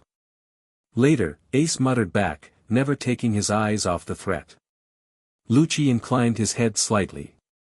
I'm flattered you noticed me. Your observation Haki is developing nicely. What do you want? Ace demanded, stepping up beside Luffy, pipe at the ready. Just a conversation, Lucci said smoothly. The world government has taken an interest in your brother's unique talents. Not interested, Luffy said flatly. I'm gonna be Pirate King, not a government person. Something dangerous flashed in Lucci's eyes. That would be unfortunate. The 5 elders have authorized me to extend an invitation. Special training. Resources. Protection. All the things a growing boy with your abilities needs. He already has protection, Sabo spoke up, moving to Luffy's other side. He has us. Lucci's gaze flicked to Sabo, and a flash of recognition crossed his face. Outlook Sabo. How interesting. Your father is quite concerned about your prolonged absence. Sabo stiffened. My father doesn't care about me. Only about what I represent for his status. Perhaps, Lucci conceded. But he cares enough to hire pirates to search for you. Pirates who now know about your friend's special abilities. His cold eyes returned to Luffy. Word spreads quickly, even in East Blue. How long before more dangerous individuals come looking, I wonder. Is that a threat? Ace growled. An observation, Lucci corrected. The boy will be safer under government protection. You mean government control, Sabo countered. Luffy had remained silent, studying the man with unusual intensity. Now he spoke, his voice surprisingly mature. You're really strong. Stronger than you're showing. But you're not here to fight us. Lucci raised an eyebrow, looking genuinely intrigued. Oh. You're here to watch. To test. Luffy's eyes narrowed. You don't care about keeping me safe. You just want to see what I can do. For the briefest moment, surprise flickered across Lucci's face before his mask of calm returned. Perceptive as well as powerful. Vice Admiral Garp has taught you well. Gramps didn't teach me that, Luffy said. I can feel it. Your emotions.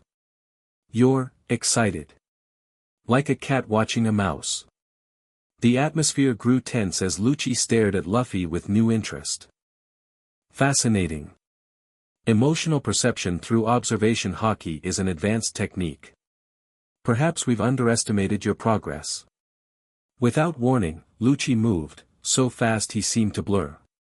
One moment he was 10 feet away, the next he stood directly in front of Luffy. Ace and Sabo reacted instantly, swinging their pipes, but Lucci avoided them without even looking, his attention fixed solely on Luffy. Show me, he said softly. Show me what makes you special. Luffy didn't flinch. Instead, his small body seemed to radiate calm. I don't have to show you anything. No. Lucci's hand shot out, grabbing for Luffy's throat. But his fingers closed on empty air. Luffy had tilted his head just enough to avoid the grab, moving with precision that shouldn't have been possible at his age. Observation Haki, Lucci noted approvingly. But what about, his next attack was a blur, a finger jab aimed at Luffy's chest with enough force to crack ribs. This time, Luffy crossed his arms in front of him, the limbs turning glossy black with armament Haki. The impact made a sound like metal striking metal. Armament 2, Lucci nodded. But the real question is. Before he could finish, Ace and Sabo attacked again, this time coordinating their strikes. Lucci was forced to disengage from Luffy to deal with them, moving with inhuman grace to avoid their weapons. Enough, he said, deflecting Sabo's pipe with one hand while dodging Ace's swing. I'm not here to fight children. Could have fooled me, Ace spat, pressing his attack. Lucci sighed, as if disappointed by their lack of understanding. Then he moved again, too fast to follow. Ace felt a sharp pain in his side, and suddenly he was flying through the air. He crashed into a tree trunk with enough force to knock the wind from his lungs. Ace! Luffy cried, his face contorting with anger. Sabo lasted only a moment longer before joining Ace on the ground, clutching his stomach where Lucci had struck him. Now, Lucci turned back to Luffy, shall we continue our demonstration? Luffy's small hands clenched into fists. His entire body trembled, not with fear but with rage. You hurt my brothers. They attacked me, Lucci said reasonably. Actions have consequences. So do yours, Luffy whispered. The air around them seemed to grow heavy, pressing down like an invisible weight. Birds stopped singing. The wind itself seemed to pause. Lucci's eyes widened fractionally. Ah! There it is. The pressure intensified, radiating from Luffy in waves. Ace, struggling to his feet, could see the grass around his brother bending away as if blown by a strong wind. Luffy, don't! Sabo called, recognizing what was happening. That's what he wants. But Luffy wasn't listening. His eyes were locked on Lucci, burning with an intensity that transformed his usually cheerful face into something ancient and terrifying. You won't touch my brothers. The last word emerged as a roar, and with it came a visible shockwave of pure will. The Conqueror's Haki burst from Luffy with such force that trees swayed and leaves tore from branches. It struck Lucci like a physical blow, forcing the agent to take a step back. For one brief moment, something like genuine surprise crossed Lucci's face. Then his expression hardened, and he did something neither Ace nor Sabo expected. He released his own Conqueror's Haki. The two forces collided in the middle of the clearing, creating a pressure so intense that Ace felt like his skull might crack. Sabo was down again, blood trickling from his nose. The vegetation around them was being flattened in an expanding circle. Luffy screamed, pushing harder, his small body trembling with the effort. Lucci responded in kind, his face now showing real strain. Impossible, the agent muttered, barely audible over the strange buzzing noise their clashing wills created. A child shouldn't be able to. Whatever he was going to say was cut short as Luffy took a step forward, then another. Somehow, impossibly, the 7-year-old was pushing back against Lucci's Haki. Get away from my brothers. With each word, Luffy's aura intensified. The black sheen of armament Haki spread across his body, reinforcing him against the crushing pressure. His observation Haki extended outward, seeming to map the very flow of Lucci's power. And his conqueror's Haki. Ace watched in awe as visible cracks appeared in Lucci's composure. Sweat beaded on the agent's forehead. His perfectly pressed suit rumpled as if caught in a gale. His polished shoes dug trenches in the dirt as he was forced back another step. Enough, Lucci said, his voice tight with effort. You've made your point. But Luffy wasn't stopping. If anything, his Haki grew stronger, wilder. The pressure became crushing, making it hard for Ace to even remain conscious. Luffy, he called desperately. That's enough. You're going to hurt yourself. Luffy didn't seem to hear him. His eyes had taken on a strange glow, and the air around him shimmered like heat waves. Lucci, for the first time, looked genuinely alarmed.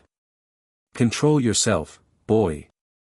This level of output will, whatever warning he was about to give came too late. Luffy's conqueror's Haki peaked in a final, massive surge, and then something went wrong. The energy seemed to rebound, striking Luffy like a physical blow. His eyes rolled back in his head, and he collapsed like a puppet with cut strings. Luffy! Ace screamed, forcing his battered body forward. Lucci stood over the fallen boy, breathing heavily, his perfect composure thoroughly shattered. For a moment, he looked genuinely shaken. Extraordinary, he murmured, staring at Luffy's unconscious form. Absolutely extraordinary. Get away from him. Ace snarled, placing himself between Lucci and his brother despite knowing he stood no chance against the agent. To his surprise, Lucci took a step back. Your brother just confirmed everything we suspected. And more. He straightened his tie with hands that trembled slightly. The world government will be most interested in this development. You're not taking him, Sabo said, limping to Ace's side, blood still trickling from his nose. Not today, Lucci agreed, his calm mask settling back into place. He requires more seasoning. More control. He turned to leave, then paused. But make no mistake. The world government doesn't overlook talents like his. We'll be watching. Always. With that ominous promise, Lucci disappeared into the forest, moving so quickly it was as if he'd never been there at all. Ace immediately dropped to his knees beside Luffy, checking his pulse. He's alive. Just unconscious. Sabo joined him, placing a hand on Luffy's forehead. He's burning up. Using that much Haki at his age, it must have drained him completely. We need to get him to Dayton's, Ace decided, gathering Luffy's small body in his arms. The boy felt lighter than usual, as if the very energy had been sucked out of him. And we need to find a way to contact Garp. This just got a lot more serious. Sabo nodded grimly. Lucci will report everything he saw. They'll know exactly what Luffy is capable of now. And what is that, exactly? Ace asked, looking down at his unconscious brother. What the hell did we just witness, Sabo? Sabo was quiet for a moment. Something that shouldn't be possible, he finally said. Luffy just went toe-to-toe with one of the world government's top agents. At 7 years old. And? Ace prompted, sensing there was more. And he almost won. Sabo's voice was barely above a whisper. If he hadn't lost control at the end. The implication hung in the air between them as they made their way back through the forest, carrying their unconscious brother and the incredible, terrible potential he represented. Dayton nearly had a heart attack when they burst through her door with Luffy's limp form. What the hell happened? She demanded, cigarette dropping from her mouth as she rushed forward. Training accident, Ace lied smoothly. He overdid it. Dayton might have been many things, a mountain bandit, a criminal, a reluctant guardian, but she wasn't stupid. Her eyes narrowed as she took in their battered state and Luffy's unconscious condition. Training accident my ass, she growled, but she helped them get Luffy to bed nonetheless. This has something to do with those weird powers of his, doesn't it? Ace and Sabo exchanged glances. It's complicated, Sabo offered. It always is with you brats, Dayton muttered. She placed a damp cloth on Luffy's forehead. He's burning up. He'll be okay, Ace said, with more confidence than he felt. Luffy's tough. For 3 days, Luffy remained unconscious, his small body racked with occasional tremors. Ace and Sabo took turns keeping watch, neither willing to leave their brother unprotected. On the morning of the 4th day, Luffy's eyes finally fluttered open. Meat, was his first word, weak but unmistakable. Ace, who had been dozing in a chair beside the bed, jolted awake. Luffy. So hungry, Luffy groaned, attempting to sit up. Feel like I haven't eaten in forever. For days, Ace corrected, helping him up. You've been out cold. Memory visibly returned to Luffy's eyes. Bird guy. He hurt you and Sabo. I got so mad, and then. He frowned. I don't remember what happened next.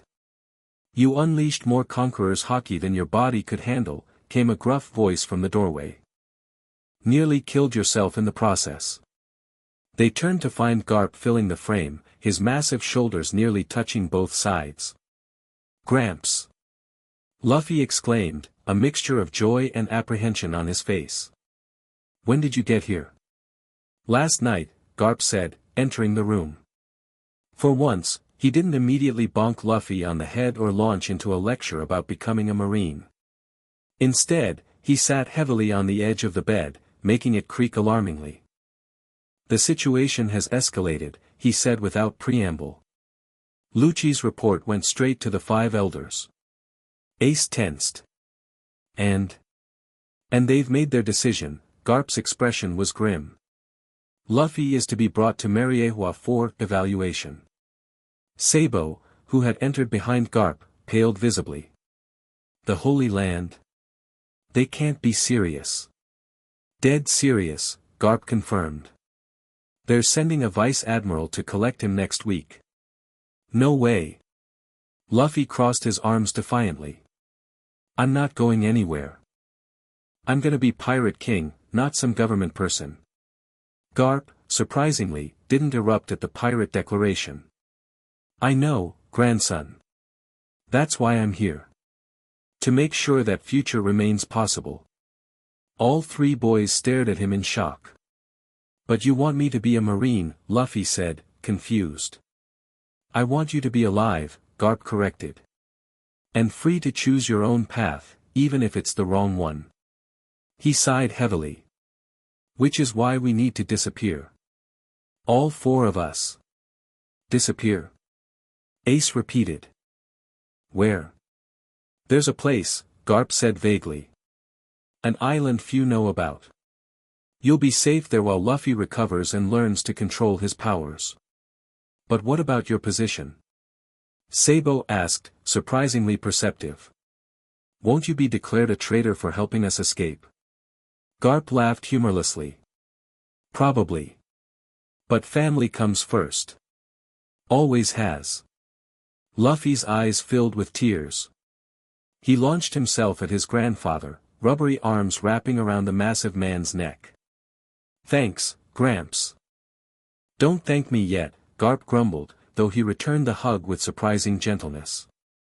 We still have to get off this island without being spotted. CP-0 is watching the coastline. When do we leave?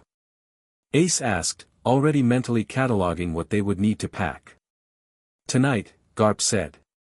Under cover of darkness. I have a ship waiting on the far side of the island. As they began preparations, Luffy pulled Ace and Sabo aside. I'm sorry, he said, uncharacteristically serious. This is all happening because of me. Don't be stupid, Ace said gruffly. None of this is your fault. That's right, Sabo agreed. You didn't ask for these powers. Luffy looked down at his hands. But I used them. Against Bird Guy. I lost control. You were protecting us, Ace reminded him. That's what brothers do. And we'll protect you too, Sabo added. No matter what. Luffy's face split into his trademark grin. Yeah. We'll always protect each other. No matter what. As night fell, they set out through the forest, keeping to the shadows. Garp led the way, his massive frame somehow moving with surprising stealth. Luffy rode on his shoulders, still weak from his ordeal. Ace and Sabo followed closely, weapons at the ready. They had nearly reached the meeting point when Luffy suddenly tensed. Someone's coming, he whispered. A lot of someone's. From the east. Garp cursed under his breath. How many? Luffy closed his eyes, focusing. 20. No, 30 at least. Pirates, I think. His eyes snapped open. It's the Blue Jam crew. How did they find us? Sabo wondered. They didn't, came a cold voice from the shadows. I led them here. A tall, distinguished-looking man in noble's clothing stepped into view, flanked by armed guards. Sabo went rigid. Father. So the rumors were true, the man said, looking at Luffy with naked greed in his eyes. The mountain child really does have special powers. Outlook, Garp growled. This doesn't concern you. Oh, but it does, Sabo's father smiled thinly. The world government is offering a substantial reward for information on the boy's whereabouts. And an even larger one for his delivery. You're trying to sell Luffy? Ace said incredulously. You're even worse than Sabo said. Business is business, Outlook shrugged. Now, hand over the boy and my wayward son, and the rest of you can go free. Not happening, Garp said flatly. Last warning, Outlook. Walk away. The noble laughed. You're outnumbered, Garp. Even you can't fight 30 pirates and my guards while protecting 3 children. As if on cue, the forest around them erupted with movement as Bluejam's pirates emerged from hiding, surrounding them completely. Seems we're at an impasse, Outlook said smugly. No, Sabo stepped forward. We're not. Sabo? Ace looked at his brother in confusion. Sabo's expression was calm, determined. I'll go with you, father. Voluntarily. No resistance. But Luffy and Ace go free. Sabo, no. Luffy cried. What are you doing? Ace demanded. Saving my brothers, Sabo said simply. He turned to Outlook. That's the deal. Take it or leave it. Outlook considered this, eyes calculating. And why would I settle for just you when I could have the prize as well? Because you know what I know, Sabo said evenly. About your business dealings. Your tax evasion. Your bribes to government officials. Things that would ruin you if they became public. Outlook's face darkened. You wouldn't dare. I would, Sabo assured him. Unless we have a deal. A tense silence fell over the clearing as father and son stared each other down. Very well, Outlook finally said. You return home, resume your studies and proper position, and your friends can go free.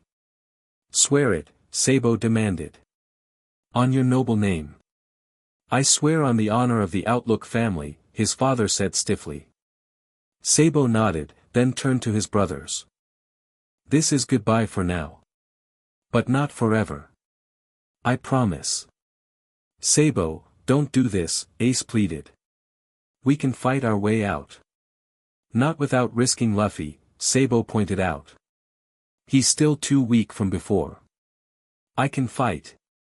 Luffy protested, though he could barely stand without support. Sabo smiled sadly. I know you can. But not today. He put a hand on each of their shoulders. Remember our dream? To be free. This is me choosing my path. Protecting what matters most. Tears streamed down Luffy's face. But you're our brother. Always will be, Sabo assured him. No matter where I am. With that, he turned and walked toward his father, head held high despite the circumstances. A wise decision, Outlook said, placing a proprietary hand on Sabo's shoulder. Now come. We have much to discuss about your future. As they turned to leave, Blue Jam stepped forward. What about our payment? You'll receive what we agreed upon, Outlook said dismissively. Meet me at the usual place tomorrow. Blue Jam's eyes narrowed. That wasn't the deal. You said we'd get the boy with the powers too. Plans change, Outlook shrugged. You've been compensated fairly for your time. The pirate captain's face darkened with anger. Not good enough. Do you know what those government types are offering for that kid? 100 times what you're paying us. A dangerous tension filled the air as Blue Jam's crew moved closer, hands on weapons. I've made a deal with the boy's brother, Outlook said coldly. The Outlook family honors its word. Well, the Blue Jam pirates don't give a damn about your noble word, Blue Jam snarled. He drew his pistol, aiming it at Outlook. Hand over the power, kid, or I put a bullet in you and your precious heir. Chaos erupted. Garp moved with surprising speed for his size, placing himself between the children and the pirates. Outlook's guards drew their weapons. Blue Jam fired, the shot going wide as Garp's fist connected with his jaw. And in the confusion, something happened that would change everything. A massive shape loomed at the edge of the forest, a ship, impossibly positioned on land, floating in the air above the trees. On its deck stood figures in white and blue uniforms, and at their center, a man whose very presence seemed to bend reality. What the hell is that? One of the pirates screamed, pointing upward. Ace followed his gaze and felt his blood freeze. A celestial dragon, he whispered in horror. The nobles of Mariewa rarely left their sacred city, and when they did, it was with an entourage fit for gods. The ship hovering above them now bore all the markings of a world noble's personal vessel, including the chained slaves who powered its movement. Saint Jaumac, Outlook breathed, instantly dropping to his knees. What an unexpected honor.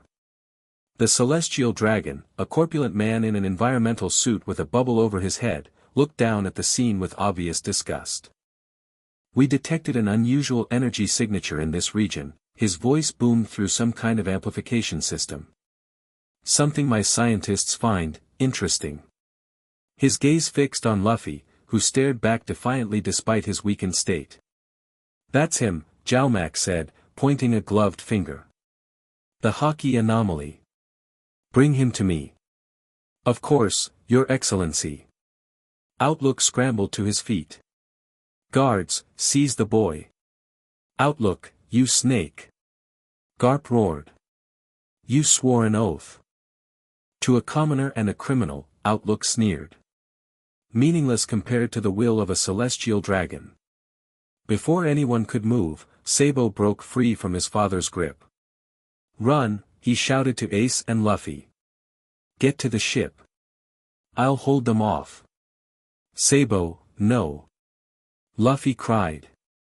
But Sabo was already moving, snatching a torch from one of the guards and racing toward a nearby pile of brush. With a single motion, he set it ablaze, creating a wall of fire between his brothers and their pursuers. Ungrateful brat. Outlook snarled. After everything I've done for you. You've done nothing but try to cage me, Sabo said, backing away. But no more. I choose freedom. I choose my real family. Above them, Saint Jaumac's face contorted with rage. Insolent commoner. How dare you interfere with my will?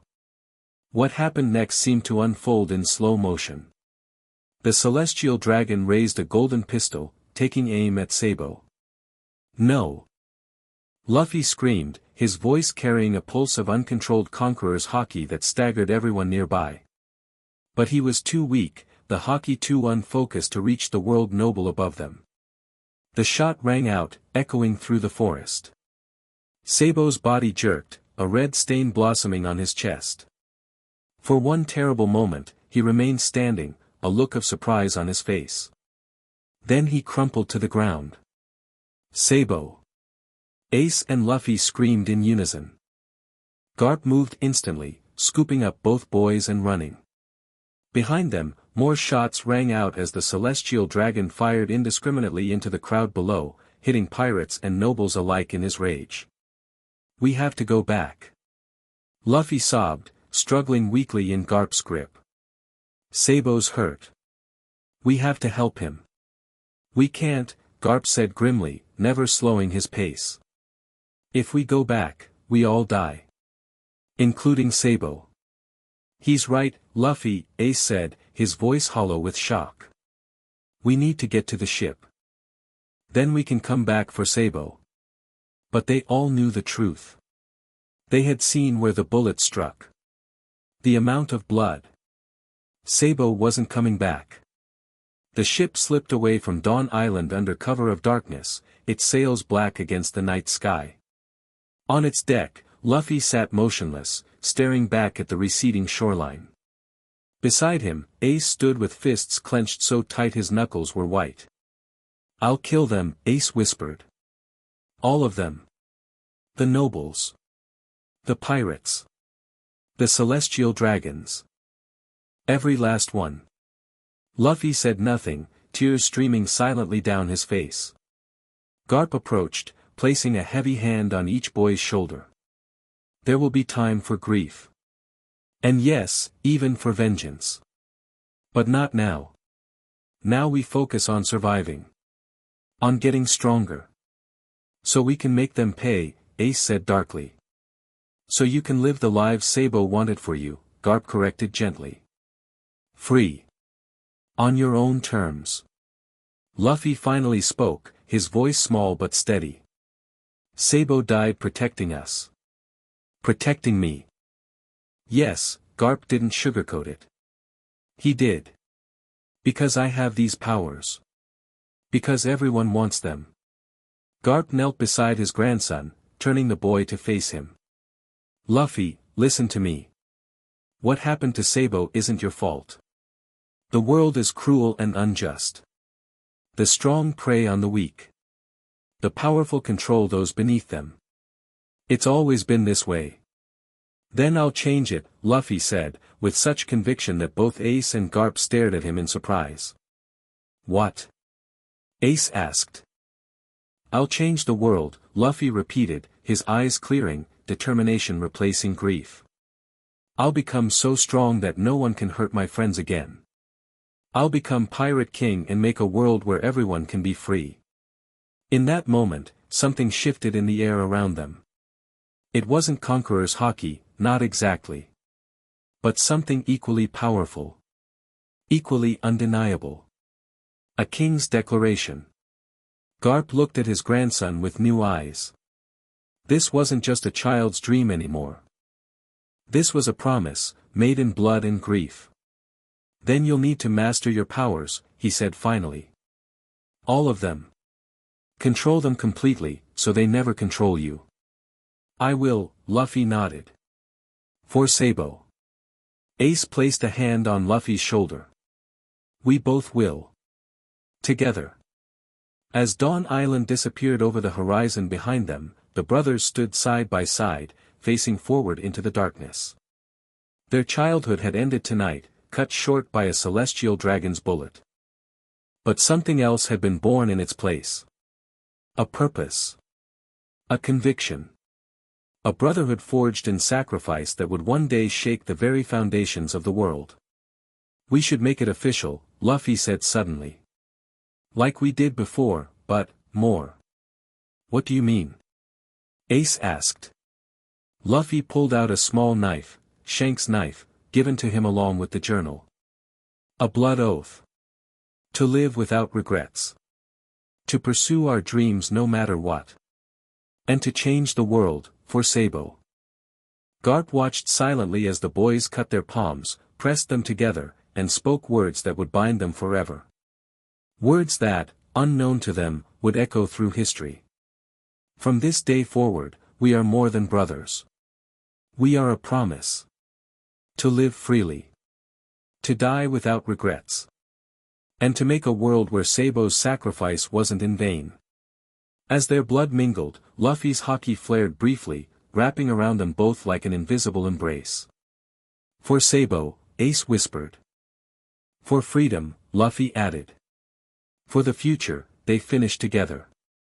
And somewhere, beyond the veil that separates life from whatever comes after, a boy in a top hat smiled. The oath was made. The die was cast. And the world, though it didn't know it yet, had just been put on notice. The king was coming. And he would accept nothing less than total freedom. For himself, for his brothers, and for everyone who dared to dream. Chapter 3, Setting Sail. The island had no name, at least not one found on any map. Nestled between currents in a forgotten corner of the Grand Line, its shores were protected by whirlpools that devoured careless ships whole. The locals called it Garp's Folly, a joke that had long ago lost its humor for the marine hero who'd claimed it as a training ground decades earlier. Again. Garp barked, arms crossed as he watched Luffy attempt to maintain armament haki across his entire body. 6 months had passed since they'd fled Dawn Island. 6 months of relentless training. 6 months of nightmares about a boy in a top hat falling under a celestial dragon's bullet. Luffy gritted his teeth, black coating spreading from his hands up his arms, across his chest, down his legs. Sweat poured from his forehead, his 7-year-old body trembling with effort. Hold it. Garp commanded. 10 more seconds. Can't, Luffy gasped, the haki flickering like a faltering flame. You can. Garp's voice left no room for argument. Imagine Ace is in danger. Imagine someone's about to hurt him like they hurt Sabo. Fire flashed in Luffy's eyes.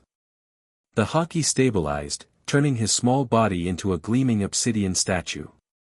5, 4, 3, 2, 1. Garp counted down. Release. The black coating vanished. Luffy collapsed to his knees, gasping for air. Better, Garp nodded. Much better than yesterday. Across the training ground, Ace smashed his pipe against a massive boulder, chips of stone flying with each impact. Since Sabo's death, he'd attacked his own training with frightening intensity. Dark circles rimmed his eyes from too little sleep. His knuckles remained perpetually bandaged from hours of striking trees until his skin split. Your brother's pushing too hard, Garp said quietly, watching Ace with concern. At this rate, he'll break before he gets stronger. Luffy followed his grandfather's gaze. He blames himself, he said with unexpected insight. For not saving Sabo. And you don't? I do, Luffy admitted, wiping sweat from his face. But Sabo wouldn't want us to be sad forever. He'd want us to get stronger so we can live free like we promised. Garp studied his grandson with surprise. Sometimes, beneath the rubber-brained idiocy, Luffy displayed wisdom far beyond his years. Maybe you should tell Ace that, Garp suggested. I tried. He doesn't listen. Luffy stood up, brushing dirt from his shorts. He just keeps saying we need to be strong enough that nobody can hurt us again. Garp sighed heavily. Well, he's not wrong about that. They watched as Ace finally shattered the boulder, his face showing no satisfaction at the accomplishment. Without pause, he moved to the next one, pipe raised to continue his relentless assault. Take a break, kid, Garp called out. You're no good to anyone if you work yourself to death. Ace ignored him, swinging his pipe with even greater ferocity. Let me try, Luffy said, trotting toward his brother. Garp watched as Luffy approached Ace, saying something too quiet to hear. Ace paused briefly, then shook his head and resumed his attacks. Luffy persisted, tugging at Ace's arm. When that failed, he did something unexpected. He stretched out both arms, wrapping them several times around Ace's body, pinning his arms to his sides. "Let go, Luffy!" Ace's angry shout carried across the training ground. "No!" Luffy's response was equally loud. "Not until you stop being stupid." "I'm not being stupid. I'm getting stronger." "You're being stupid and getting stronger. That's even worse." Despite everything, Garp found himself smiling. Some things never changed, even in the face of tragedy. His grandsons would still bicker like, well, brothers. The argument escalated until Ace and Luffy were rolling across the ground, a tangle of flailing limbs and shouted insults. Normally, Garp would have broken it up with a fist of love to each of their heads. Today, he let it continue. They needed this, needed to release the tension that had been building since they'd left Dawn Island.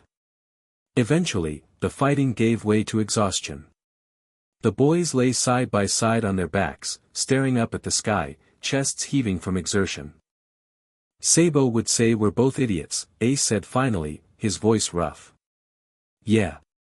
Luffy grinned up at the clouds. He was the smart one. "We promised to live without regrets," Ace continued, turning to look at his brother. "But all I've been doing is regret. Regret not being stronger. Regret not saving him." "Me too," Luffy admitted. "So what do we do now?" Luffy sat up, adjusting his straw hat. "We keep our promise. We get stronger. Not because we're scared or angry, but because we're gonna be free. The freest people in the world." Ace stared at his little brother for a long moment. Then, for the first time in 6 months, he smiled. A real smile, not the grim determination that had become his default expression. "When did you get so smart, crybaby?" "I'm not a crybaby." Luffy protested automatically. "And I've always been smart. You just never noticed 'cause you're a jerk." Just like that, they were wrestling again, but this time with laughter mixed in with the insults. Garp turned away, satisfied. They would be okay. Not today, maybe not tomorrow, but eventually. The wound of Sabo's loss would never fully heal, but it wouldn't consume them either. As he headed back toward the small cabin they shared, a movement in the tree line caught his eye. A shadow where no shadow should be. "You can come out," Garp called, not breaking stride. "They're too busy trying to kill each other to notice you." The shadow detached itself from the trees, resolving into the hooded figure of Dragon. He fell into step beside Garp, neither man looking at the other. "He's progressing faster than expected," Dragon observed. "Both of them are," Garp corrected. "Though Ace is doing it the hard way." They reached the cabin's porch and sat on rough-hewn benches, still not acknowledging each other directly. To anyone watching, they might have appeared to be two strangers who happened to sit in the same place. "The world government hasn't given up," Dragon said after a moment. "They're still searching." "Let them," Garp snorted. "They won't find this place." "Not yet," Dragon agreed. "But eventually, someone will talk. Someone always does." Garp finally turned to look at his son. "Then what do you suggest?" "We can't keep running forever." Dragon was silent, watching the distant figures of the boys as they continued their roughhousing. "There's another option. One you won't like." "I already don't like it," Garp grumbled. "But go on. Let me take him." "Absolutely not. The Revolutionary Army can protect him," Dragon pressed on. "Train him. Keep him hidden until he's ready to choose his own path. And turn him into a weapon against the world government in the process," Garp said flatly. "No different than what they want to do with him." "Very different," Dragon countered. "We would give him a choice. He's 7 years old. He's in no position to make that kind of choice." Dragon's eyes narrowed.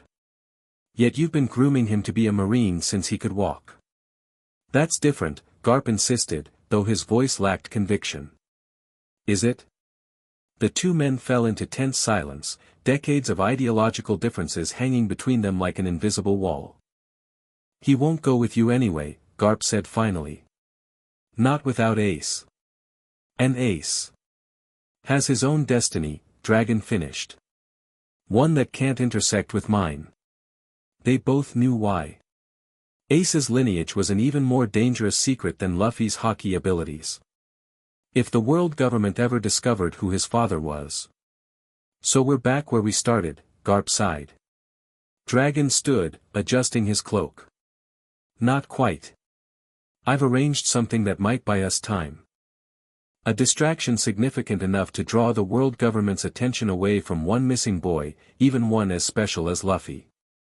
Garp raised an eyebrow. What have you done? Better you don't know the details, Dragon said. But the next few months will be eventful for the world government. Before Garp could demand more information, Dragon turned to leave. Wait, Garp called. Don't you want to speak with him? He's your son, after all. Dragon paused, looking back at the boys in the distance. For a brief moment, something like longing crossed his usually impassive face. When the time is right, he said quietly. Until then, keep him safe, father. The world needs what he will become. With that cryptic statement, he vanished into the forest as silently as he'd appeared. Garp stared after him, conflicting emotions warring across his weathered face. Then he sighed, stood up, and headed back toward his grandsons. They had training to complete, and precious little time to do it. The world government wasn't known for its patience. Or its mercy. 2 years passed on the nameless island. 2 years of intensive training, of powers growing beyond what should have been possible for children so young.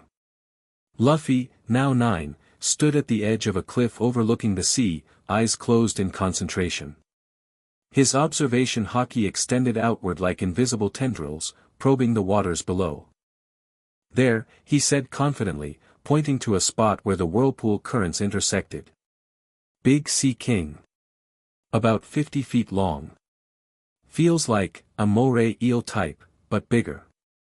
Beside him, Ace nodded, tightening the grip on his metal pipe, a new one, forged specially by Garp to channel his nascent armament Haki. Ready? The 12-year-old asked, a fierce grin spreading across his face. Born ready. Luffy shot back, stretching his arms to warm them up. Remember the plan, Garp reminded them from a few yards back. In and out. No showing off. Yeah, both boys chorused, the familiar refrain having lost all meaning after countless repetitions. Without another word, they leapt from the cliff in perfect synchronization. Luffy's arms stretched back, black with armament Haki. Ace positioned his pipe like a spear, the tip glinting with his own Haki coating. They hit the water with barely a splash, diving deep into the churning currents. Despite being a devil fruit user, Luffy had learned to move effectively underwater, not swimming exactly, but using his rubber body and strategic Haki application to propel himself for short durations. The Sea King sensed them instantly, its massive body uncoiling from where it had been waiting to ambush ships caught in the whirlpools. Rows of teeth longer than swords gleamed in the filtered sunlight. Ace signaled with his free hand, 3 quick gestures that Luffy understood immediately. They separated, moving to flank the creature from both sides. The Sea King tracked Ace, the more obvious threat with his weapon raised. That was its mistake. Luffy, nearly invisible against the dark water, positioned himself directly beneath the beast. His observation Haki painted a perfect picture of its anatomy, the location of its gills, its eyes, the vulnerable spots along its spine. Gum.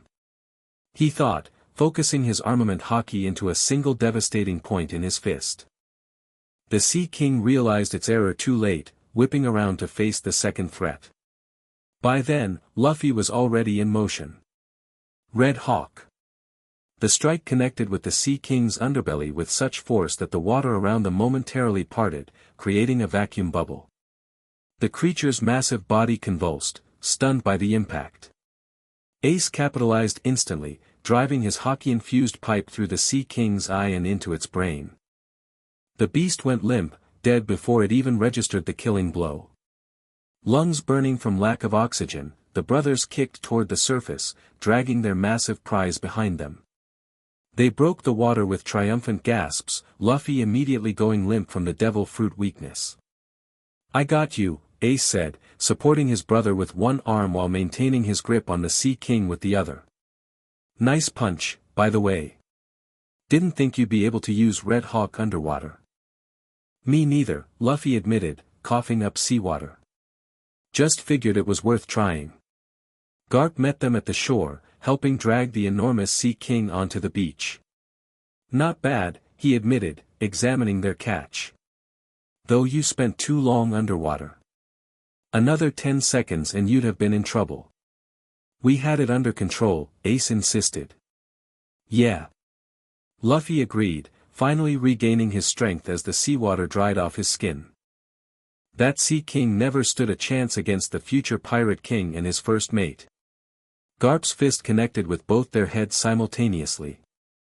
"How many times do I have to tell you? No pirate talk." "Ow wow." Luffy rubbed his head, though the blow hadn't really hurt. Garp had been pulling his punches ever since Sabo's death, a fact neither boy acknowledged out loud. "We're just stating facts, Gramps." "The fact is," Garp said, hoisting the Sea King onto his massive shoulders like it weighed nothing, "you're both getting too comfortable with your abilities. Time to increase the difficulty." Both boys groaned. "What now?" Ace asked warily. "More blindfolded cliff climbing. Underwater cave navigation." "No," Garp's grin turned slightly manic. "We have visitors arriving tomorrow. Important ones." Luffy and Ace exchanged confused glances. "Visitors?" Luffy echoed. "But nobody knows about this island except us and, these people do," Garp cut him off. "And they're very interested in seeing how far you've come with your training." Something in his tone set off warning bells in both boys' minds. "Who exactly is coming, Gramps?" Ace asked carefully. Garp's expression grew serious.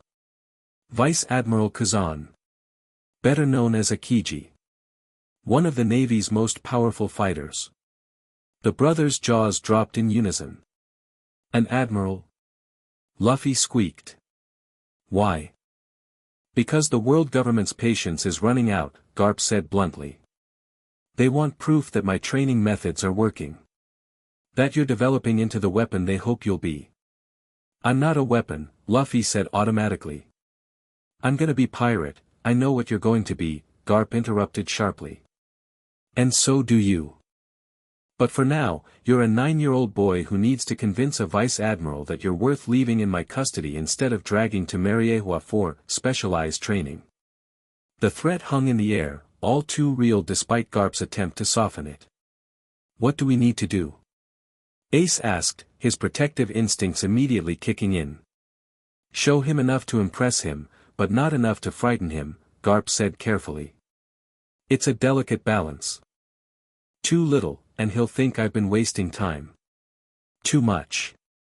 And they'll take me away," Luffy finished, unusually solemn. Garp nodded grimly. "Exactly.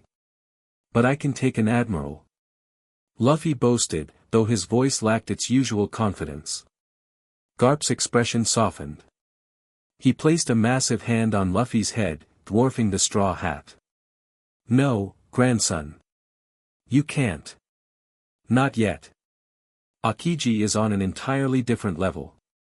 Even I would have trouble defeating him in a serious fight." The admission stunned both boys into silence.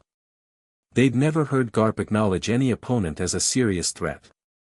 "So what's the plan?" Ace finally asked. "We prepare," Garp said simply. "And we give the performance of our lives."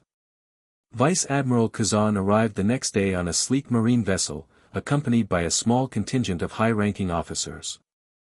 He cut an imposing figure, tall and lean, with a sleep mask pushed up on his curly hair and an air of lazy confidence that somehow made him even more intimidating.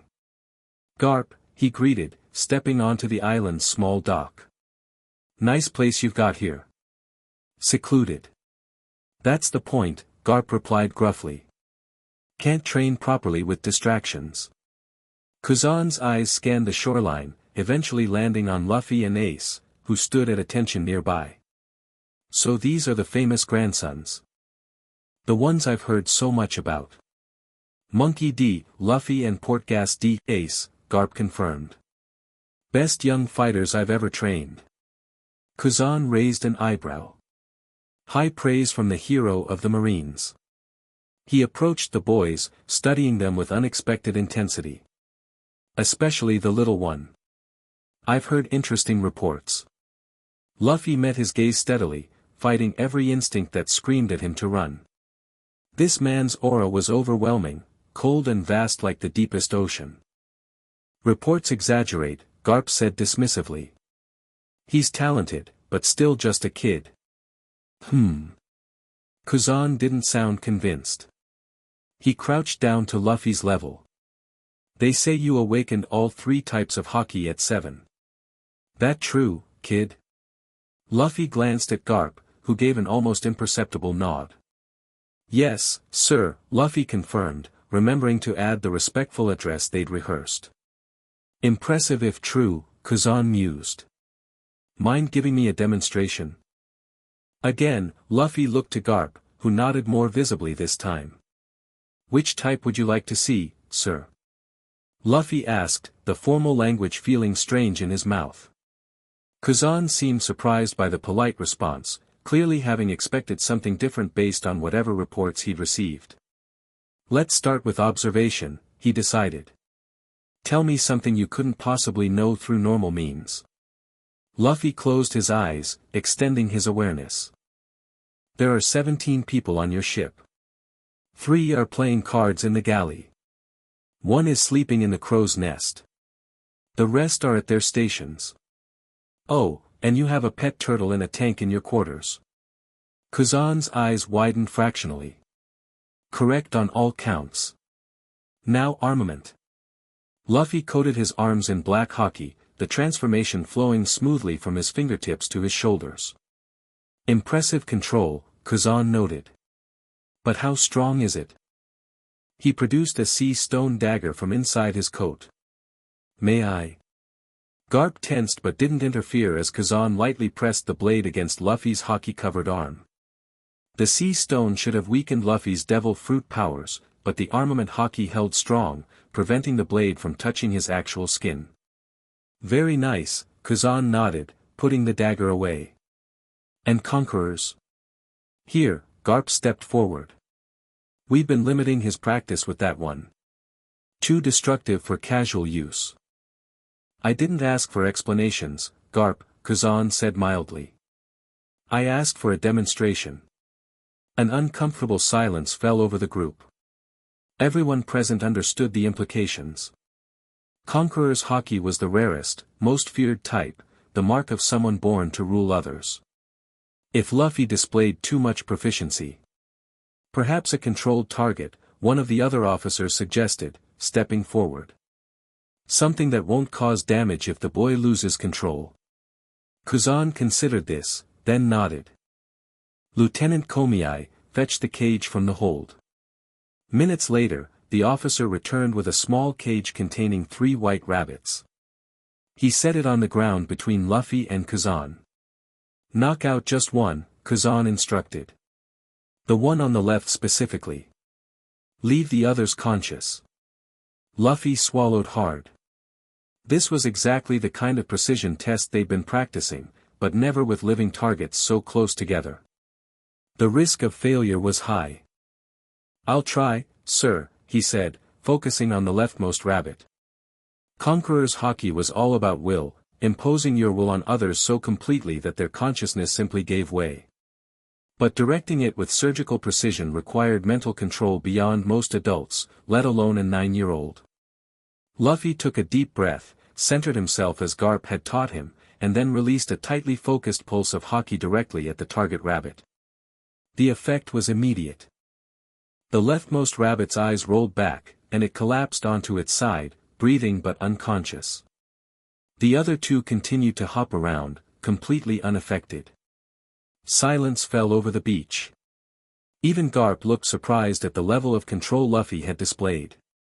Kazan studied Luffy with new intensity. Who taught you that level of precision?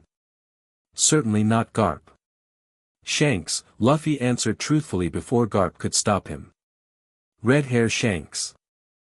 He said Conqueror's Haki is a responsibility, not just a power. Did he now? Kazan's eyes narrowed. Interesting advice from a pirate. He's a good pirate, Luffy insisted. The best. Garp groaned internally. So much for the carefully rehearsed responses. To everyone's surprise, Kazan laughed, a genuine, amused sound. Well, at least you're honest, kid. Refreshing in our line of work. He stood back to his full height. One more test, if you don't mind. Both of you this time. Ace, who had remained silent throughout Luffy's demonstration, stepped forward. What kind of test? Combat, Kazan said simply. Against each other. Full strength, no holding back.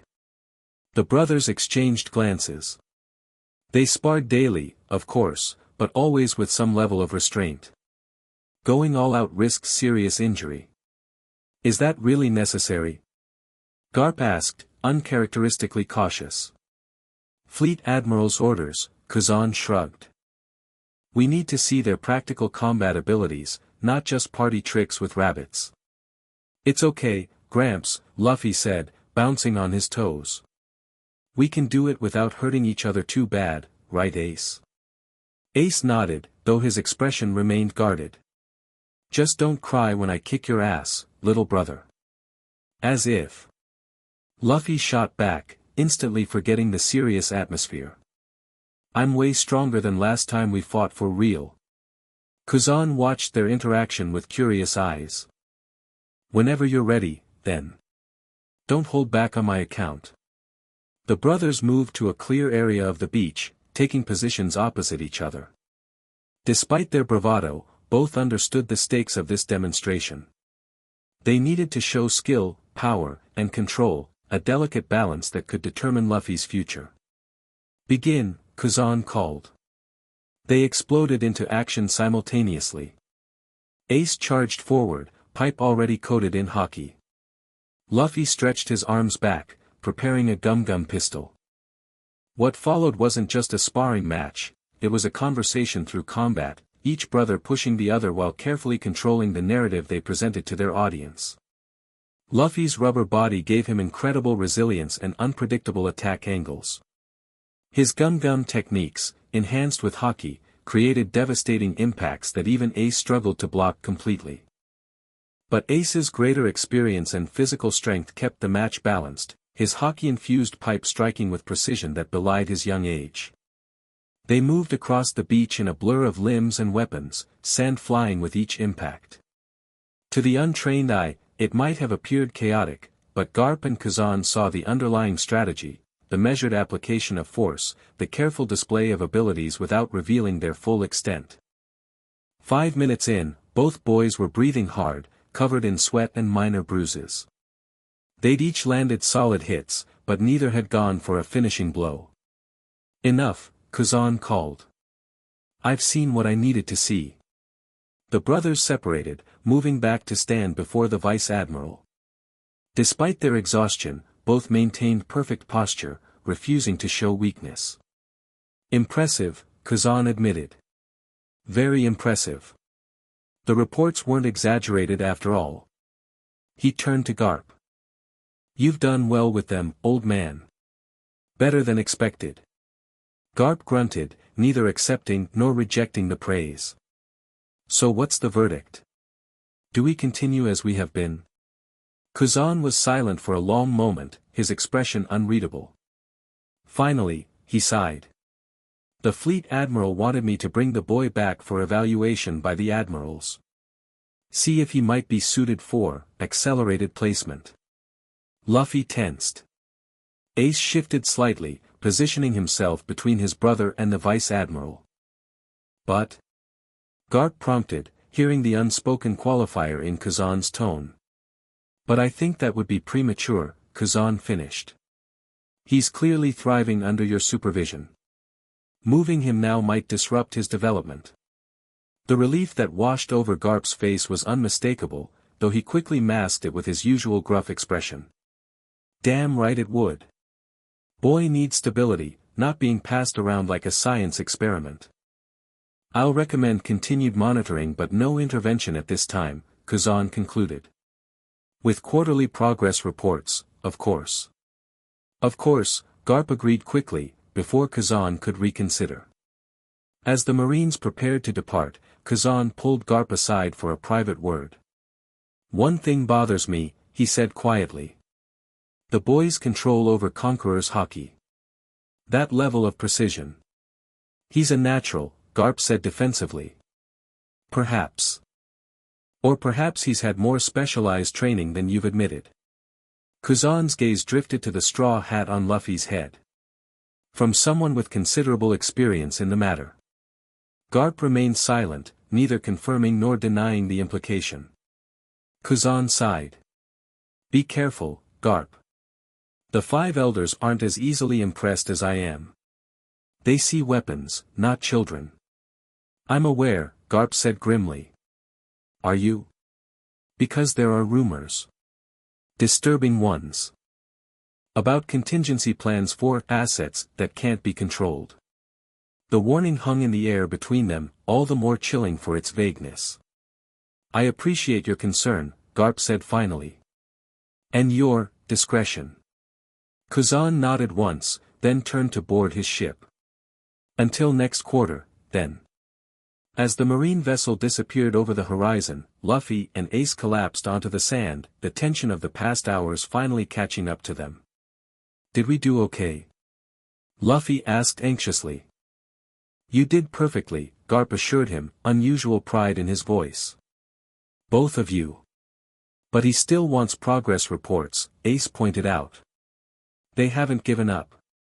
No, Garp agreed. They haven't. Which means our work is just beginning. Years passed.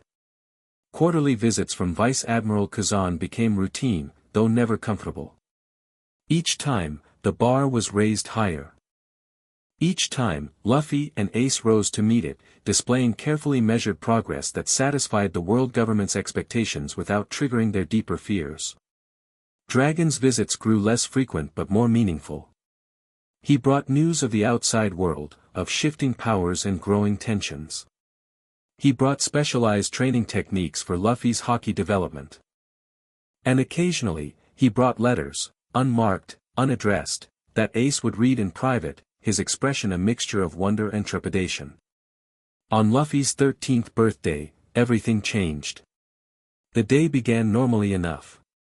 Garp had prepared a special training session to commemorate the occasion, something involving blindfolds, sea kings, and underwater caves that both boys were dreading. But before they could begin, a messenger bird arrived with an urgent communication for Garp. The brothers watched as their grandfather read the message, his expression growing darker by the second. What is it, Gramps? Luffy asked when Garp finally looked up. War, Garp said simply. The Revolutionary Army has launched coordinated attacks against world government installations across the Grand Line. The Fleet Admiral has recalled all Vice Admirals for emergency deployment. Ace's eyes widened. Dragon? Garp nodded grimly.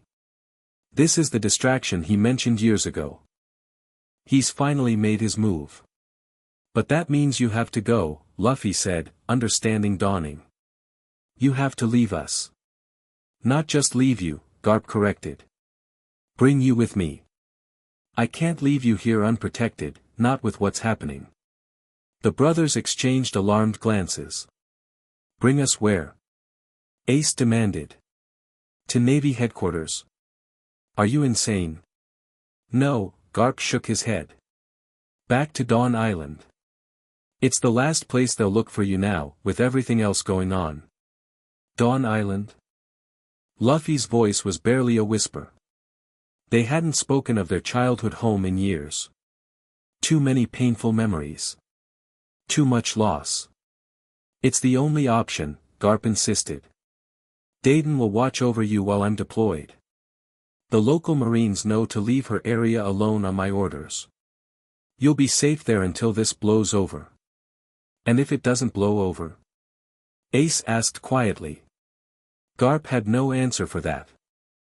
They departed the next morning, using Garp's personal vessel, a small, nondescript ship that wouldn't draw attention. The journey to East Blue would take weeks, giving them time to prepare for their return to the place that had shaped and scarred them. On the third night at sea, as Garp took the night watch, Ace found Luffy sitting at the bow, staring out at the moonlit waves. "Can't sleep?" Ace asked, sitting beside him. Luffy shook his head. "Thinking about Dawn Island. About Sabo." "Yeah," Ace sighed. "Me too." They sat in companionable silence, each lost in their own thoughts. At 16, Ace had grown tall and muscular, his boyish features hardening into those of a young man. Luffy too had changed, though he retained the rubber-limbed lankiness and irrepressible grin that defined him. "I've been thinking," Ace said eventually. "About what happens next." "What do you mean?" "I'm 16, Luffy. In a year, maybe two, I'll be setting out on my own. Starting my journey." Luffy blinked, as if the thought hadn't occurred to him. "Oh. Right. You knew this was coming," Ace pointed out gently. "We've talked about our dreams since we were kids." "I know. It's just." Luffy pulled his knees up to his chest. "We've always been together. Training, fighting, surviving. What happens when you're gone?" "You keep getting stronger," Ace said firmly. "So that when you set out at 17, you're ready to take on the world. To fulfill your dream. And Sabo's." "Our dream," Luffy corrected. "Freedom." Ace nodded. "Freedom." Another silence fell between them, comfortable but tinged with the bittersweetness of approaching change. "Gramps is going to try to make you join the Marines," Ace said suddenly. "Once I'm gone, he'll push twice as hard." "Let him try," Luffy grinned. "I'm still gonna be Pirate King." "Of course you are," Ace ruffled his brother's hair. "Just, be careful, okay? The world government hasn't forgotten about your abilities. They're just distracted right now." "I know," Luffy's expression grew uncharacteristically serious. "Dragon explained it all. They want to use me as a weapon. Or eliminate me if they can't." "Exactly. Which means you can't go showing off your full strength to just anyone when you set sail. Not until you've got a crew you can trust with your life." "Like you trust your future crew?" Luffy asked. Ace stared out at the horizon. "I don't know if I'll have a proper crew. Not at first, anyway. I have something I need to do alone." "What's that?" "Find answers," Ace said simply. "About who I am. Where I come from." Luffy studied his brother's profile, understanding more than Ace gave him credit for. The mysterious letters Dragon occasionally delivered. The questions Ace never asked aloud.